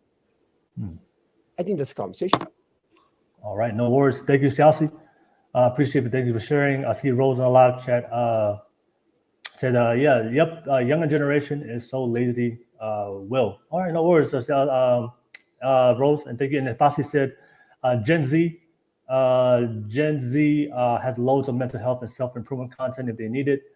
And then Pasi also shared on the live chat. He said, facts, when I was struggling, I had to scour YouTube for self-help content to work on my mental health. All right, no worries. All right, thank you so much for watching, Pasi, and reaching out too. Shout out to you for always reaching out to us, and especially Paulo Fessa, but no worries. And before I pass it on to Paulo Fessa, I know you want to respond, but Saul said to him, I wasn't judging the generation. I was just calling it how it is, what they're doing. But here's what I'm wondering. I'm wondering how many millionaires how many Gen Z are millionaires in the last 2 to 3 years? Because what I'm saying is that they're lazy. I have it. There's many more Gen Z millionaires now than ever, than there is on Generation X. I don't know. I haven't done the work, so that's something we might all want to take a look at. No, there's They're an not actual lazy. study on that. There? There is an actual study that there's been like it's actually like an 18% increase on the last generation between millennials and Gen Z, that Gen Zs have actually curated the most amount of wealth exchange than any other generation before. You got that, right? That is ridiculous. In the way that we perceive watching them play video games. And that's where money is at. That's where growth is at. And the way that we see hard work is going out and digging, right? We see it as you have to be physically in a place to do that kind of hard work. That's not this generation. Yeah, that's the generation that I clashed heads with a lot, because just like how you said, how you brought it up, that, you know, what I'm doing, everything that I do today was everything that I was told not to do because it would ruin me. But it's what made me the most successful at what I can be. 100%. And it's also what put me in a position where my skill set is extremely desirable for anybody who runs a company. Okay. And so, like, I feel you on that one. Okay, all right. I got more stats to battle Siaosi, but I'm gonna save my stats. I'm gonna pass it to Paulo Pisa. Go ahead, Paulo Pisa. Yeah, look, we've discussed a lot of great topics in just the span of conversation. I want to start with happiness, and the reason why I believe in the things that I believe in is because for exactly the reason why we're trying and to define happiness is extremely difficult to define it and generalize it. Mal has brought this up. So whose generation are we trying to define happiness for? And when we also speak about different generations, it's almost as we are disregarding that it's part of human evolution and it's part of our inner works as behaviors and the way that we look at life, that we separate that and it becomes a what? It becomes as if we're comparing a completely different breed to each other, that each generation is a different breed. We're not. We are human beings at the end of the day. However, there are lessons to be learned. There are lessons to pass on. There are principles and values that stand and withstand, the influence of time. So this is why we're having these conversations. Happiness is hard to define, but a meaningful life is one that leads to fulfillment. How do you find meaning? By taking up responsibility. This is a much easier way of speaking to a man who is completely lost, who is unhappy with his life. Because if he was to ask me, if any man, and I've had this question many times, how can I be happy? Well, you'll never be happy if that's all you want. But if you want fulfillment, that will bring about happiness as a byproduct. So rather than focusing on happiness, focus on things that will fulfill your life and it'll bring the happiness that you desire. Okay, how do I live a fulfilled life? Find meaning. Find meanings to the things that you do. Okay, how do I find meaning? Bear your responsibilities, whatever they may look like. If you're a father, you have a responsibility to not only yourself, to the woman who's bear your children, to also your children. If you are a son, you have a responsibility to yourself and to your father, even if he is not present. There is a lot of gratitude to be held, even when your father is not in the picture. And it's that for a split moment of time, he has produced you as a human being and you get to live this life and to enjoy all the things that brings with it. So there should be a level of gratitude. Your job now is to enhance your life and to build on what he left behind. And if it's nothing, you got a greater foundation than anything else. If it's something, great, you got a starting point. You've got a foot in front of you. Each generation will always judge the generation that comes after. It's human nature. Why? Because we only want to see the betterment of our own species. This is why we will be judgmental on our next generation. I am judgmental of my son because I know the capability that I have. It is my only hope that he will be better than me. And I don't base hope on luck. I base hope on the things that I do. My responsibility is going to give him a better start. I'm not delusional enough to think that, you know, because this is how I'm going to do it. This is how my son's going to turn out. No, but I give him a better chance by the processes that I follow in my life. We talk about this generations, and there seems to be two differential in the way that we define it. There's the one side that thinks that this generation is lazy and that they're good for nothing, and then there's the other that would praise them for what they have and the resources. Look, my evidence is shown through the statistics of suicide. Not in this generation alone, including some of the generations before, we have seen risen numbers of men killing themselves. Large amount. In my sector alone in New Zealand, 1 a day for every day of the year. So when we speak about, this generation's amassing wealth, amassing all these things, they're more powerful, to what extent that they are killing themselves in the process? So this is why when I talk about happiness, I talk about it as a feeling. Appreciate it when it comes. It's not always going to be there, but do appreciate it. But you're not going to appreciate it if it's the only thing that you ever seek. It then becomes a drug, seeking the next high, always seeking the next high. I need to be happy. And if anything doesn't align with that thought process, it consumes you. Because now you think your life is, look, I'm not happy going to work waking up at 4 o'clock in the morning, going to work and working a 12 to 16 hour day. But I find it fulfilling in the sense that through that process of mine, I'm more efficient. And this is where me and Joe's methodology slightly differ. The way that Joe gets efficient is that he produces quality in the less amount of time. I put in more time so that I can achieve the same level in the next year with less time. So my efficiency looks very, very differently. But the process, the principle of the process is still the same. Okay, you can just tell them what my secret is. I'm just trying to be lazy as possible. No, and this is why I love these conversations, Siaosi. But the reality is that men are killing themselves at a larger scale. And I have seen this through my own sector in construction. And everything that has led me down this pathway of thinking and how I look at life has saved a few of the men that I've encountered. But I know a lot of men who I've met one day and have gone the other. Strangers, complete strangers who I've had a moment of time captured in my mind and in my memory, who I can no longer call up or be a part of their life. So when I talk about happiness, it can be what kills us, because we spend all our life endeavor to be happy. And then when we don't find it, it becomes a metric that we measure. Okay, then I'm useless because I'm not happy. Then I'm not bringing any value to anyone. I'm not happy. Then therefore the ultimate decision should be, to leave.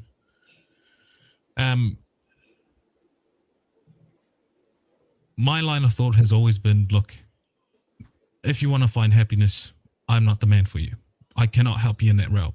But if you want to find fulfillment, I can give you some way of finding that. And the process is always to bear your responsibility, because in that process, you'll find meaning. And when you find meaning, fulfillment comes to you. Oh, okay. All right. No worries, my little professor. I see Pasi on the live chat said, damn, solid combo, guys. Really appreciate this one. No worries, Pasi. Always thank you for watching and being part of tonight's conversation. Did anybody want to respond real quick? Joe or Siaosi? Go ahead. Yeah. I just want to share something. It's, Professor, thanks for bringing that up. We're talking about real men that are killing themselves. And, we're talking about depression here. And, my son was depressed during COVID, and I wasn't present to it. Like, he's right in front of me, he's doing what he's doing, and I'm not present to it. Was it happiness? Could be. Was he fulfilled? Probably not. Right? But it wasn't until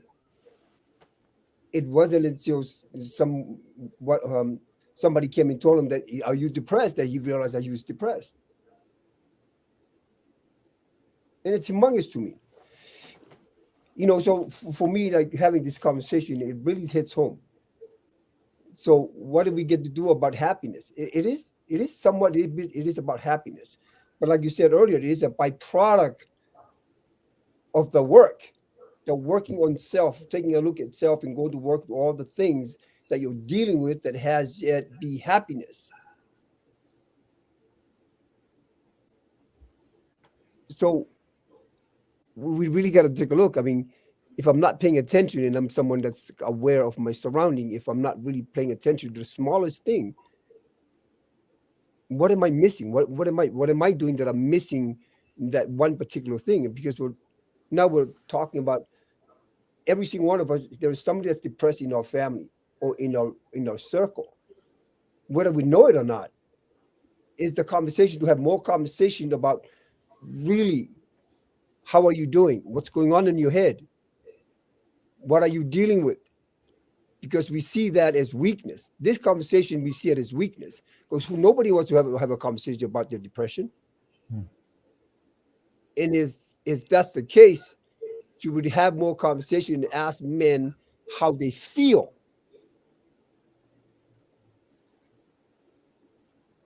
You might be uncomfortable with that, Professor, asking another man how they truly feel. Because if you're truly concerned about people killing themselves, it's based on their feeling and the way that they see themselves and the story that they create, how shitty they are and how shitty things are in their life. So are you ready for that conversation?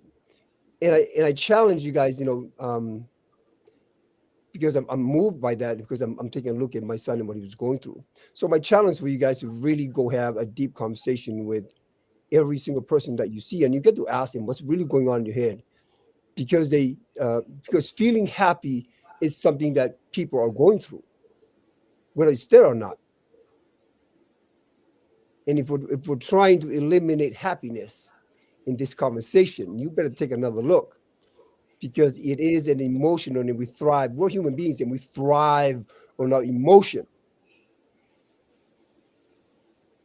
So it's about feelings, because that's all we know. I'm hurt, I feel happy. Part of the process is having a conversation with those about truly how they feel, because that's all they know. Let me respond to Siaosi real quick, and then Joe, I know I see you maybe you want to say something, but I'll come back to you. Let me push back on Siaosi a little bit. No, I totally understand Siaosi, and there was one point in my life that I thought I was depressed. I never believed in depression until I came into America. When I started going through hard times, and people told me I was depressed, and I believed it, and then I wanted to realize it was just something that was a limiting belief that people told me.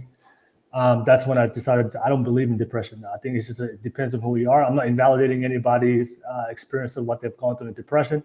But in my personal experience, whatever you believe to be true, you're going to think it's true.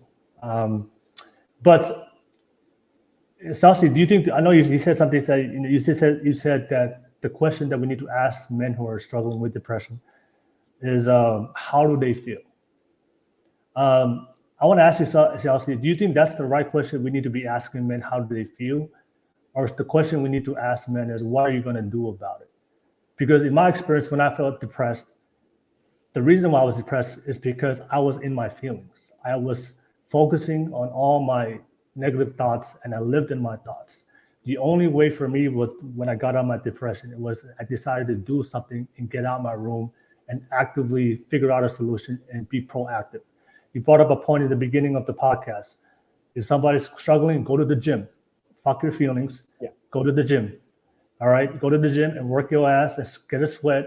And biologically, when you work out, your body is just going to change. And the neurology, I'm not a scientist, but I know for a fact is when I have the toughest days in my life, when I go to the gym, I just feel less stress. I just feel good. So, but that's the thing for me is the question we need to be asking men is how do you feel, or is the question that we need to ask men is what are you going to do about it?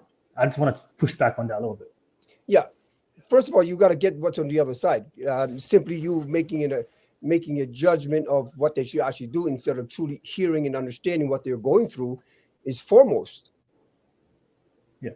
Foremost. You can't just tell somebody to get the hell out and go do something positive without truly understanding what's going on in their mind and the conversation that they're running around with in their mindset. That's the most important part. And you also want to take a look, those that are running around in their head or that are depressed have never been heard. Because we men say that having a conversation about our feelings is not manly. They never get to be heard. Like, who the hell wants to hear about your softness?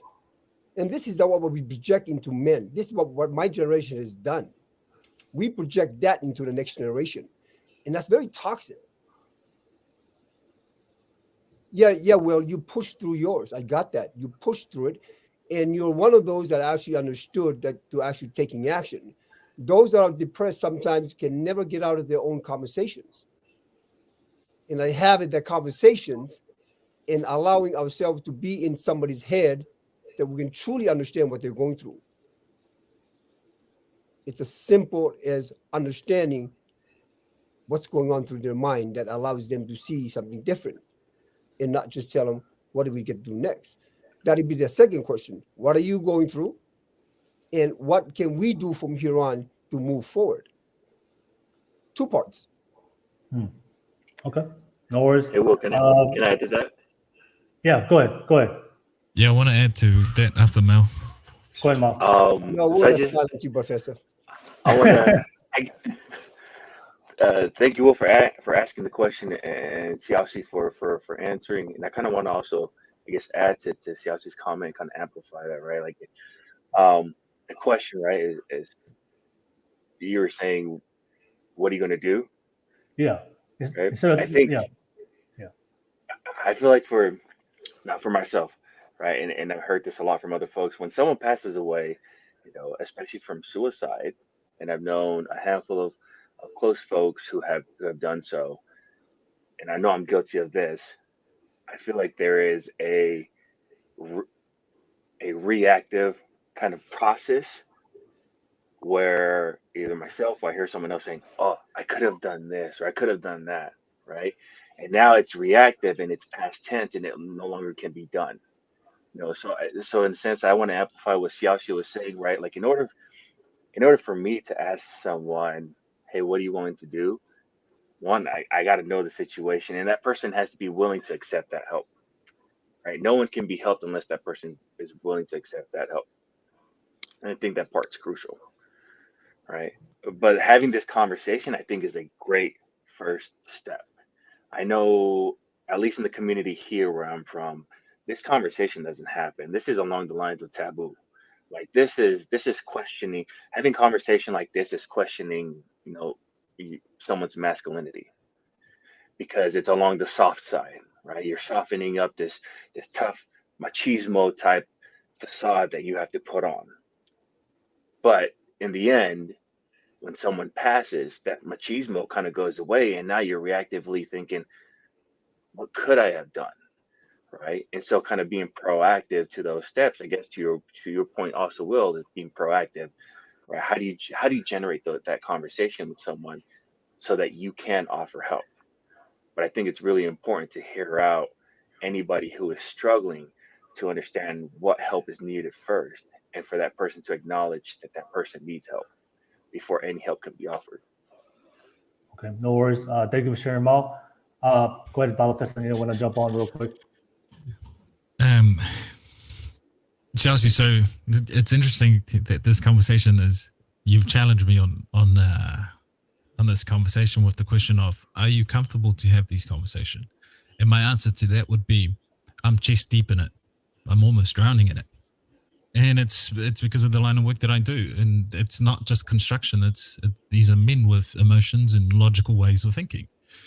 However, I've had these conversations many times, and I ask one question, but I reframe it 2 different ways. I ask them, do you feel that by you talking about your emotions, it's going to move you forward? And then I ask them, don't answer me straight away. Listen to this. Do you think that talking about your emotions is going to move you forward? Only one word changes. And me and Joe had this conversation earlier. I notice when men talk about, I feel that this is X and X and X, it is almost a signal to be validated based on an emotion. But when you reframe the question, when you reframe the way that you speak to, I think that this is what should happen and how I follow, it brings about a very different way of thinking about the same thing. As men, when we ask for validation of our emotions, that's a ground of not moving forward. Why? Because how do you answer an emotional question like that? Do you feel it's going to move you forward? How do you answer that? As a man, how do you truly answer that? But when you ask, do you think? Then by talking about it. And I've had these questions thrown about at me, and I've said, look, talk to me about it. But know that once you talk about it, and once you release whatever emotion, if you need to cry, if you need to yell, go at it. My next line of question is going to be, what are we going to do about it? And what are you going to do about it? And that is a very logically driven thought process. So I understand that you're emotional right now, and I'm not trying to impose the way that I process things. What are you going to do about it? And can I help you in that process? It's not taking away. I don't want to take away from the emotional bout that whoever is going through at the time. But I want to reframe that oftentimes we get stuck in our emotional state that we don't think of it logically. And one doesn't discredit the other. To be logically driven does not discredit that you're not emotional. No, it's that you understand your emotions the way that they are. But you also rationalize the way that you think and feel about certain things. So, and I posed this on the chat too. Look, the way that you ask yourself this is to validate whether you're on the right trajectory to either help yourself or not. How do you feel about it? And do you think you're going to move forward if you do X? If talking about it is going to help you, great, then let's do it. But if you know deep down that just by talking is not going to help, then let's figure that out. And how can I help? All right. No worries. Yeah, I have it that you're talking about somebody that's not in the space. You're talking about somebody that's already here in the space of like they're halfway in their depression. When somebody's depressed, they're depressed. There's no other things that's going through your mind other than what they're going through. The process is a conversation, and I truly hear you. You know, there is several steps to have this type of conversation, and they're powerful when you can refrain and when you can rephrase the question to have them hear it differently. 100%. I'm in alignment with that. And all I want to point out to is those that are depressed are already stuck in their mindset. And there's no other way that they think about it other than the way that they think about it. And if they're not being heard, they're not being acknowledged for what they're going through, there's no relating. You got to relate to that person first before you can start asking the next couple of questions, right? Because we're talking about somebody that's really not present in the moment. They're in the past, dwelling on something that they've gone through in the past. They're not present, and that's what they're going through. But if you're thinking about working in the future at this moment, maybe we want to consider that we have to dig into what's really going on in their mind to understand before we ask the next question. And hearing them out is the process of allowing them to be out here with us, be in the present moment, because it is in the present moment, if they're present to who they are and what they're going through, that we can create a future for them. The process is the most important part, especially when somebody's depressed. All right, then. Rephrasing it is beautiful. I'm in line with that. I got one more thing to challenge Siaosi, but I'm gonna come back to you, Siaosi. I'll go to Joe. I know you want to add on real quick. Go ahead. Anything you want to add on, or go ahead, Joe. Is yours going to be pretty short? Because I plan to throw a wrench in everybody's idea. No, mine's gonna start a war with Siaosi, but I want to go with you, Joe. go ahead, Joe. Go, Joe. All right. So I typically do help a lot of men, especially those who are just getting prison and those who are seeking reentry after ending rehab facilities or psych wards. And the harsh reality of it is that, I mean, as simple as you guys put it, it's not that simple. These kind of things must be forced. They can't just be asked. And I tell every man that comes my way that needs help and seeks help that, look, if you think you know what darkness truly is, I'll drag you in it. I'll show you what darkness actually is. Because 9 times out of 10, I've experienced more darkness than any man that comes my way that looks for help. And the only way to get through to them is to make them realize the darkness that they've created. Force them to walk with the demons that they choose to keep by their side. And I force my way through it. The reason why I do this is because it's the only exit that seems prevalent in the experience that I've had to exchange with men that re-enter civilization through prison reform or through the exit of coming out of rehab facilities. I had to learn this by myself and of myself, and it took time for me. And the only way to do it is to vest yourself into it. And a lot of men can't make it through it. I want to share this passage. There's a passage by a samurai, and it goes like this: even if it seems certain you will lose, retaliate. Neither wisdom nor technique have a place in this. A real man does not think of victory nor defeat. He plunges into recklessness towards an irrational death. By doing this, you will awaken from your dreams. I say this because this is the ultimate truth that I have come to the reality of my own experience and the experience that I've helped others succeed in life. I need men to understand that the only way that you can get help is to reach for help, but at the same time, you must be forced to help yourself. It is not a matter of you wanting to help yourself. You must be forced. And I understand that for a lot of people, it's, oh, but you're trapped in your feelings and being forceful is not the way to do it. And, you know, that's just the old mentality of doing it. That's what got the old mentality through it all. And I believe that the distractions that we have today has created a platform for men to stay there, to wallow in it. And I can only say this for myself because I've been there. I was guilty. And I got slapped in the face and told not yet. And I've told this to Balafeso that, you know, I carry that demon. That is my dark passenger. My dark passenger walks with me every day. He waves from time to time. And the last thing that I want to do is walk down that road with him again and then be told not yet again. And so the reality of the situation is that I believe that most men have trouble even pronouncing it, coming forward to say that they have issues. Regardless if you want to help them or would like to help them, I believe that men need to understand that if you want help, you need to find the right type of leader. And regardless if it's in front of you physically or with you mentally or as simple as on the screen. You know, there's a lot out there that are able to challenge themselves into finding the self-help needed properly through the internet and the dawn of technology. But there is a prevalence of men that don't have access the way that certain men do today. And I can only say this because of my experience. Let me know what you guys think of it. All right. No worries. Thank you, Joe. Yeah, fellas, anybody wanted to respond to Joe or Mao, South, Palvesa, what you just shared? Yeah, I find myself, the moment that you start speaking about that way of being, I find myself being at 25. So you became my 25-year-old at that age. And the way that you speak is absolutely, it is an age and a concept at a different age of life. And I understand that.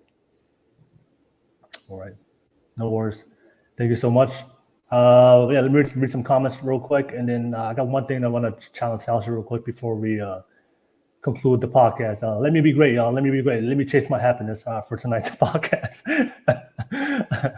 I see Basti in the live chat. I think understanding your feelings is important. Why you're having them and doubt empower you to feel them differently and help you move forward despite the feelings. All right, no worries, Bossy. I appreciate you. And then Rose said on the live chat, said, every man needs time to cry alone and feel deeply, but not every day like a child and not every week like a woman. All right, no worries. Thank you for sharing that, Rose. Appreciate you guys. All right, no, I just had this one thing I just wanted to challenge Siaosi a little bit. Siaosi, you said that every, men want to be heard. Men want to be heard. I know Mao, you guys had the same alignment with your thinking. We have to be able to communicate, talk about it, to understand them. All right. And which I understand. But here's the thing I want to challenge you guys real quick.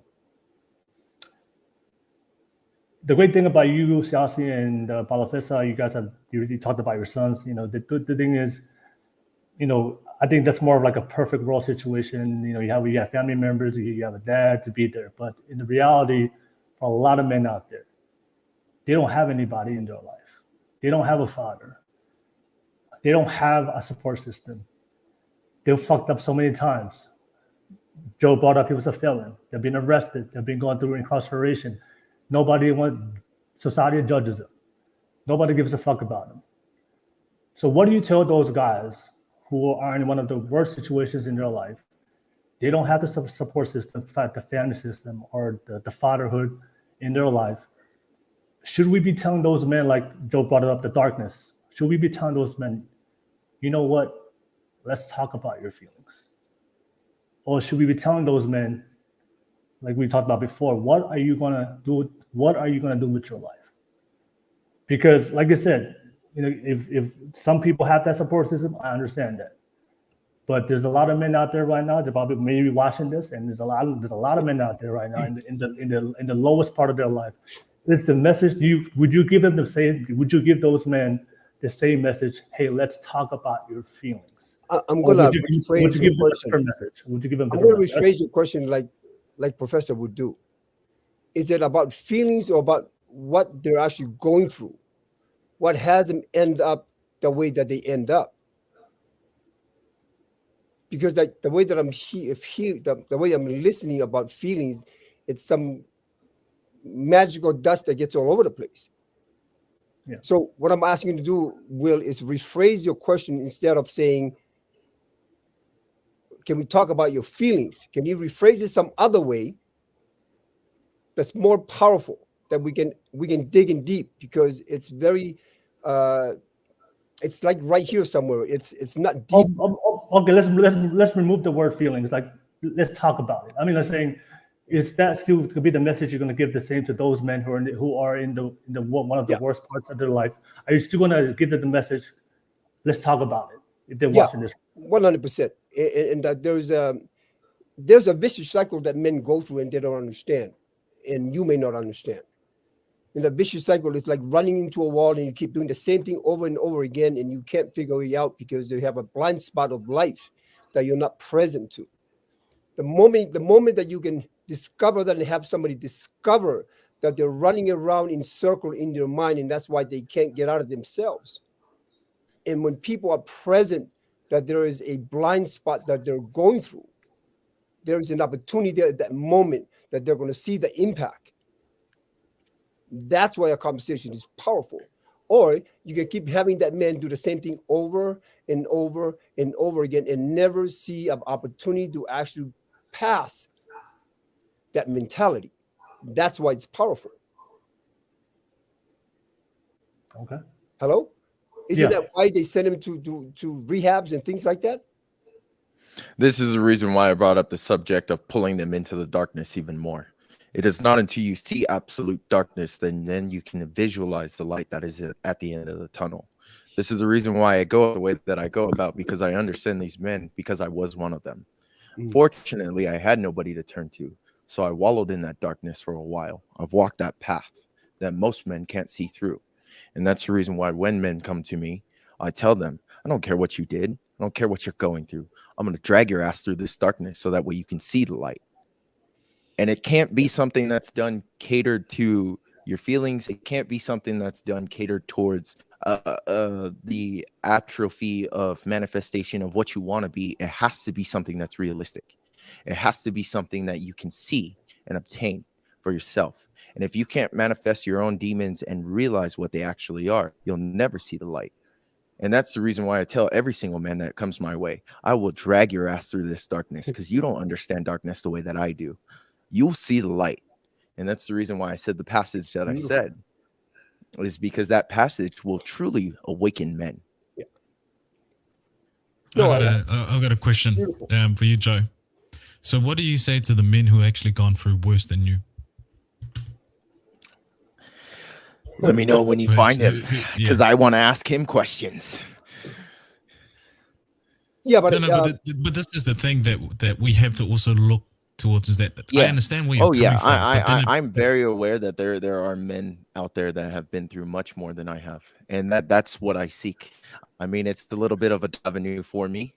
It's very dark and digressive, but I do seek that. Because that is another attainment that I want to ascertain to in life, is I want to understand what other darkness is there, because I feel like I think that I've hit the bottom pit for what my darkness exceeds to. And that's the reason why in my case, the men that come my way, 9 times out of 10, I've been through darker times than they have. So if you can find somebody who's been through more darkness than I have, send them my way. I would love to ask them questions. I think every man will say to themselves that they face much worse than anyone else in life. And that's a metric that we only have in ourselves, and it's a bias that we'll always have. I can say the same thing, that I've gone through more, right? But what I'm trying to get to with this question is that when we use our own metric for darkness, for say, you use darkness, I use it too, I use demons too, then it takes away from a lot of the help that we can actually compile and put together, in the sense that it becomes a oppression Olympic. I have gone through worse, so therefore you can't go through any worse, which is often can be misleading in the way that we approach a lot of things, and it stops us from learning. And this is the thing that I enjoy with these conversations. When I have a person that's truly given up on themselves, I don't look to compare my darkness and my demons to him or her. What I want to get out of that interaction is, what can I do and what are you going to do? Yeah. If I focus on, dude, you'll never face worse than I have. So look, I'm going to do X, Y, Z. It then takes away from the authentic interaction that you can have with a human being in that sense. And this is where I sometimes will align with Siaosi. Don't fall into the pitfall of an oppression party. Because in your mind, you will always be the darkest person in the room. Why? Because you have your own self-biases, and you will always base your metric on your experience rather than the experience of the person that's going through. And this is, Siaosi is absolutely right when he said, when people are going through depression, all they think of is themselves. I differ slightly in the sense that they are in the present moment, and it is the overwhelming feeling of the presence daunting on them, that they aren't able to move forward, that this is the particular point of their life that is anchoring them to the ground. And and this is a conversation that I have almost on a daily basis with a lot of young men. The reason why I'm as productive as I am and as efficient is because of other men. We have made an environment where men are able to be men and to deal with things as men should. Oftentimes that is not through conversations. We can initiate it through conversation, but it is not the only way that we can initiate it. I am successful at a very young age because of other men, of the help that other men has brought to my life. And when I hear a lot of these experiences and we go through the different ways of how men can deploy strategies to their own life, I'm also learning. But the pitfall of comparing who you are, who your demons are, and your darkness is that you forego the ability to learn from others that you may view as unworthy of your time because you have gone through much worse. So that's my only challenge to that, Joe. But also at the same time, it's the depression for men, as I've found, and when I've spoken to a lot of these men who've come out the other side, they know exactly what they need to do. They know exactly in what pinpoint of time that their life has gone the way that it has. What they haven't received is encouragement to deal with it as men should, and is to do things that are often seen as, dude, scream, yell, break a plate, punch the wall if you have to. But it is a thing that you have to decide when that tool that you're using now impedes in violence on others. Do it for yourself. If you want to punch a wall, go to the gym, punch a bag instead. That's going to help you. It's not going to break your hand. You can still do your job. If you want to break a plate, we'll go to the supermarket right now and grab a plate and go break it in the rubbish bin. So these are ways that men have dealt with their own inner demons. It's just reframing and putting them in an environment where they can do it in a healthy manner, where they're not destroying either themselves or the people around them. All right, no worries. Thank you. I think that's the. Oh, go ahead. No. I just want to end the panel and open up for you guys. Anything you want to share before we conclude? Real quick to counter that, Balfessa. It's not along the lines of comparison. It's along the lines of, because I've went through it, you have more demons that you don't know of. I want to see those demons. I want those demons to come out of you. And let me show you how you can cater to those demons so they become a passenger and no longer the driver. That's what I was trying to target. And that's how I target it. And the only way to target it is to force your way into that. Because a lot of men don't want to talk about those kind of demons, the inner demons, the demons within inside the demons that they carry with them every single day. I force my way into it. I tell them, I get you have this demon that you think of, that you see every single day. There's another demon. Where is he? I want to see him. Let's create that darkness. Let me show you how to control it. And that's the reason why I say I want to ascertain to somebody who's had darker demons that I have. I want to see that darkness. Because by default, I am an artist. And I love the darkness. Because that's where I see beauty. That's what gives me the ability to create what I can create by design, and also see fit in life by intuition of light. And the only way to do that is to reach the depths of darkness and to control it and to move forward from it. And it'll always be there. It'll always be prevalent. It'll always seek itself out if it may. But my plan is not to compare. My plan is to show you how to control. Man, I just hear you and I think to myself, this is a goddamn movie. It's so powerful. You sound like a goddamn man, whatever that means, right? Sounds like Batman. Project. And it's also, I mean, if you listen to your language, it's like it's you listen to the way that you talk about your demons, like it's almost like in a soap opera that in a soap, like, because it, like, when you have it that there's a demon within you, right? We no longer get to be responsible for ourselves. Like, we're always giving some demon the work instead of looking that we're the one that has to go to work on ourselves. Because when you say demons, that means like I don't have to be responsible. But what we can take a look at what's truly going on in your mind so that they get present, that it's not a demon, that it's the thought. It's the process, how they process things. Now we'll bring it back to reality, right? But I have it in your language in the way that I receive it. It's just, it's not real. Like you're some science movie that is out there somewhere, right? But when you bring it back to what are you dealing with in your mind that has you see things a certain way? How can I give you a different perspective of life that have you look at your perspective of life differently? Because it's all about his point of views. How can I change your point of view such that you are touched, moved, and inspired to do something different instead of looking, I'm going to force that demon to see something bigger than that. Life is not all that hard. It's our perception that we don't use communication to have it look mean, look weird, look dangerous, or we can just have the perception or have the views change. So it's not a demon. But we've been taught and we've been brainwashed that what we go through, we have to fight our demons. And you want to consider that we've been brainwashed to see ourselves as demons when there's no such thing. In my case and experience, it's not so much that I want you to fight that demon. I but still the responsibility upon those demons, because it's a formulation of characterization that you have built upon yourself, and that is the reason why you are trapped there. The reason why I relinquish it towards a demon is because it is a thought process. It can be conveyed as that. In my atrophy, it's more along the lines of being a demon, because it is the darkness that holds you trapped. And until you can identify it, which most men can't, until you can identify it, only then will you be able to see the light. Okay. All right, no worries. Thank you so much, Joe. I'll pass it. Mal, final thoughts. Anything want to add on real quick, Mal, to the conversation Yeah. before we conclude? Joe, man, where to definitely start? I hope I didn't scare you, Mal.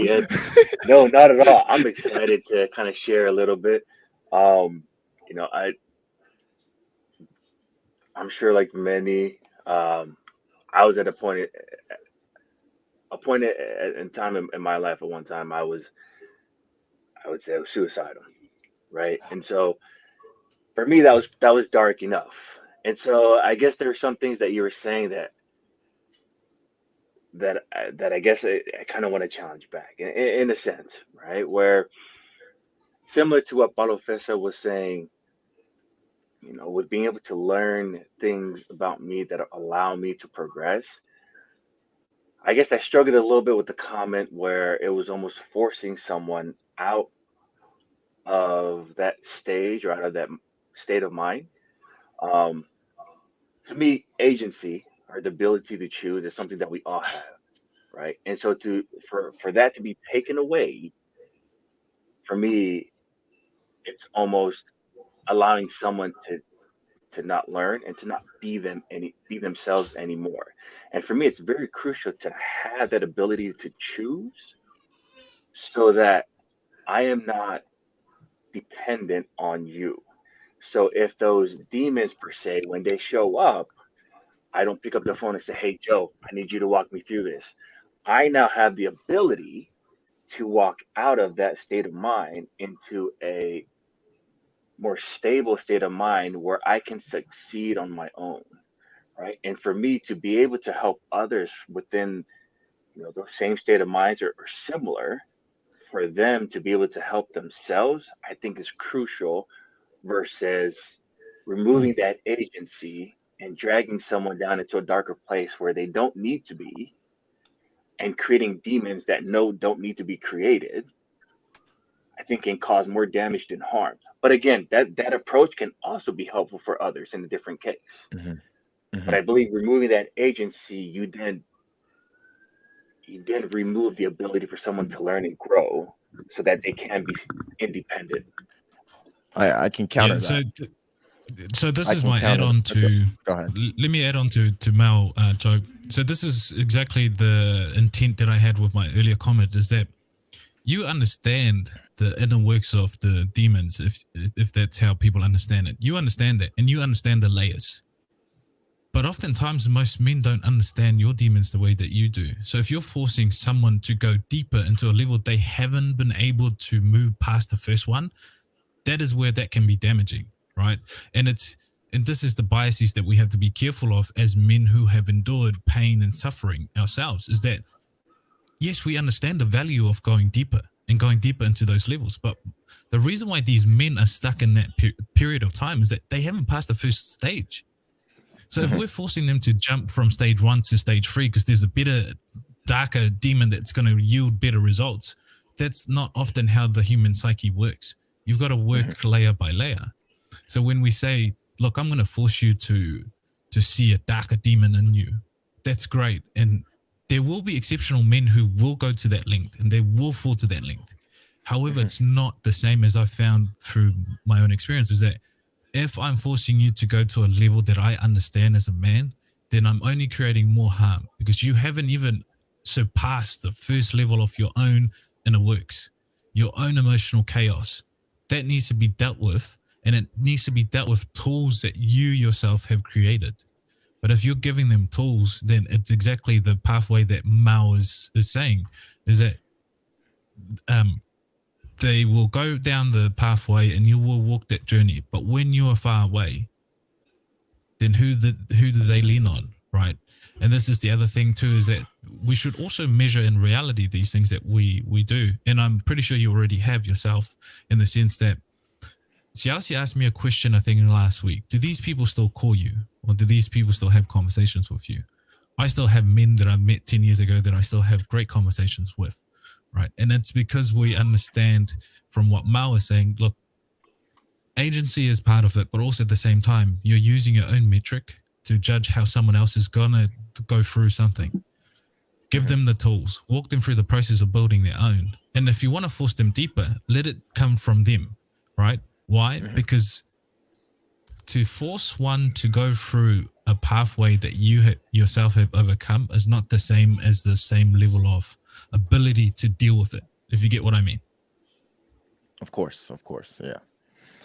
So my counter to it is that I am giving them the tools needed be when I send them deeper. The atrophy at hand is more along the lines of that agency that you proclaim to is what got you there. That's the reason why I take it away. That's where you are at amidst. You have to count yourself and only yourself. You no longer have the agency. That is what true darkness is. And for other men, it's lower. For other men, it's higher. I don't force them too low to where it breaks them. But I force them low enough to where they can feel it breaking. All right. And No worries. I'm only speaking out of my I understand that everybody else has their own experience. And no, this is most of the men that I deal with, they're already dark people when they come out of prison and when they come out of rehab. So those are the only men that I ever worked with. And so like when they speak of darkness, their darkness is the same kind of darkness that I've gone through. Okay, so this will be my next question, and answer me this or ponder on it. Then what is stopping you from walking with your father through the same process? This is the true measure of your strategy, is that if you cannot replicate the same strategy with your own father, then you have to reframe and rethink. Woo! Put that on the court. The darkness at hand. Yeah. The darkness at hand that my father carries is darkness that is what I ascertained to, and that is the reason why that door is still open for me. Yeah. So until you figure out which part of that in your ideology, that is going to be, look, the relationship that I've had with my father, even though I dislike him at a certain point and I've hated it at some point, but I've used the same strategy, hence why our relationship's the way it is. So my challenge to you is that, can you use the same strategy with your father? And if you were to meet your father and another man, how would you deal with the same level of darkness that you would? This is the true measure of your strategy. Mm-hmm. I would have to ponder on that one. That is the next level for me. All right. That's damn. But this is the darkness we're talking about. This is darkness everybody wants to hear. I said I was going to throw a wrench in everybody's ideology. I think Professor just threw one back at you. Yeah, he did. And I think that's what Professor pointed out is I have it is the most important part, because if you have it, it works in the people that you work with.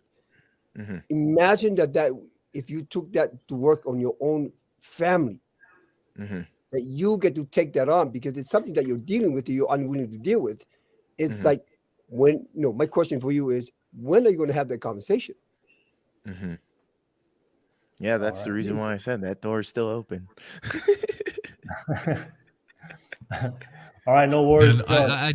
Look, Joe, I understand that you're a very intelligent person and you're going to figure this out on whatever way that you would. The reason why I asked that question is to open you up to the many tools that is within your arsenal. The enforcing the darkness and to base it on your own is one way, but there are many more tools that you can apply. And I know that you're a very intelligent man and you can figure this out. But if you ever want to measure your strategy, that's the whole reason why we're having this conversation. Yeah. Yeah. So the truest measure of any man's strategy to deal with the world is how he deals with his father and his relationship with his dad. Mm-hmm. All right. Paulo Fessa. Thank you so much for the conversation. And Joe, thank you so much for the conversation that we just had. And man, that was a good way to end the podcast with that. And that's what Siaosi was talking about. We gotta be real, man. We gotta have some real conversations. And thank you for having those real conversations. Everybody that's watching this right now. And Mao was like, damn. All right. But nevertheless, thank you so much, everybody on the live podcast, on the live chat. We have come to the end. Thank you so much, everybody that's watching. Rose, Basi, and 4240. And everybody that's been on the live chat, thank you so much for all you guys engaging and watching us for the entire whole time. I appreciate you guys. But fellas, thank you for the great conversation for tonight, for all the young men out there and participating for tonight's Masculine Mind Session podcast. Let me get everybody's final thoughts and how can people find you. I'll start with you, Joe. Final thoughts and how can people find you? Final thoughts are I'm grateful for the panel tonight. Thank you, Will, for the opportunity once again. And thank you all for challenging my ideology. I definitely got stuff out of this, and I found something to ascertain too as well and ponder on. The way that you guys can get a hold of me is TikTok, Instagram, YouTube, Joe Promasio. Don't really have content as of right now, but there's an apology video coming out. All right, no worries. And I see Rose in the live chat, Joe. I said, Joe, may the dark force be with you. All right, no worries. All right, no, thank you so much. Let me pass it to you. Mao, final thoughts and how can people find you? Yeah, just echoing Joe, appreciate you, Will, for the platform and also with the rest of the panel for your different perspectives. I guess just last thought is, whether it's this topic or any other topic, I think it's crucial to bring up, especially within our communities, especially topics that are taboo. Being able to bring that to light, it definitely helps and creates change. So keep talking, keep sharing. You can find me on Instagram, Jane Omani, and yeah. All right, no worries. Joe, thank you. Mao, thank you so much. Always a pleasure to have you on the panel. Pass it to you, Paulo Festa, final thoughts, and how can people find you? Always a pleasure to be part of these conversations. And I think we're going down a direction where I'm excited for. I'm excited for these conversations, especially with the diversity and the age that we have. And I think Siaosi is also right that I think at a later stage, maybe we should look at providing some female perspective into this. However, I understand where the Masculine Mind show should be intended for. So that could be another discussion to be had. But look, gentlemen, I thoroughly enjoy this conversation as much as I did last week. I think we're heading down the direction of we refine each other in the way that we look at the world by being challenged. And there is no other platform that is doing this that other people can also take part in other than the Cover Club podcast. So if you've got to spread the message, spread it out to your friends, your cousins, your brothers, or even your fathers, if that may be. And if you want to find me, I don't live on social media. I live my life through the reality that I have in front of me. So if you want to have a conversation with me, reach out to Will. There is a Discord server. If you want to set up a private call, that's absolutely something that we can do, or we can chop it up in the general chat. I'm one that always refines the way that I look at the world, but I'm not going to refine that by bending over. I will have to be challenged in order to do that. And this is the exact platform that I look for those challenges. And to the men, Siaosi, Mao, Joe, truly appreciate your time to be here and to challenge me in any way, shape or form. Again, do not reach out to me and find me on social media. I don't live there. Go through Will. There's a Discord server. If you want to have a chat, let's do it. All right, no worries. All right, Paulo Festa, always appreciate you on tonight's on the podcast. And last but not least, Siaosi, final thoughts and how can people find you? Final thought is let's keep this type of conversation alive. This is the type of conversation that is needed in our community. Like every generation should have this type of conversation. Every man should have this type of conversation. The more that we can dig deep into what we're going through in life, the more enlightened we'll be and the more we'll get out of life. And we can change our perspective of life. And I just want to acknowledge you guys for really being here in the conversation, like really sticking to this conversation, because it is important, it is powerful. I have it that it's not whether we agree or disagree, is the fact that we're bringing this conversation to the surface, that we allow the next generation to come in and they take a look at what could actually happen at home. Because I have it that if these type of conversations are not happening at home, then we're not doing any good. The fact that we're bringing awareness and having these type of conversations that then somebody can talk about and keep this type of environment, healthy conversations at home, will changing the way that men are growing up. So you can find me social media, Siaosi Wei Mao, just chop it up and you'll find me on IG, TikTok, or Facebook, whatever that is. Just find my name. And to all of you guys, thank you so much for including me in this awesome conversation. I appreciate you. And Will, you keep up this podcast moving forward. Woo! Malo, thank you, Siaosi, and fellas, I should say thank you so much. And I mean, that's why I love this podcast. We have real honest conversations. But what I love about this podcast is the ability for us to be able to challenge each other, whether we agree, disagree. And I'm always learning from this podcast, from Siaosi, Palafessa, and Joe, and Mao. And like I said, that's one of the things I do see in my personal experience. A lot of men are afraid to challenge, and through me is whenever I've been challenged in my life, or I've challenged people. There's always a lesson to be learned. So for all the fellas, young men out there, I'll definitely drop, if you want that Discord chat, be part of Discourse so we can continue this conversation after the podcast. Yeah, definitely send me a message on my other platforms. I'll definitely get that link so you guys can be part of it. And I'll drop the links for everybody on the panel so that way you can follow them as well. But thank you so much for being on the live chat. Don't forget to like and subscribe. We do this every single Friday. The Masculine Mind podcast, and don't forget we got the relationship podcast tomorrow on Saturday, and we got the hot topics on Wednesday. Definitely check out everything, all the previous episodes. But you guys have a great night, fellas. Thank you so much. I'll see you guys next time, fellas. Everybody that's watching right now, and the women also, ladies. I know there's some ladies out there watching this right now. I know. Come on, come on the podcast. I think we'll figure out a way to make that happen to be part of the Masculine Mind podcast. But I'll see you guys next time. Peace, y'all. Peace.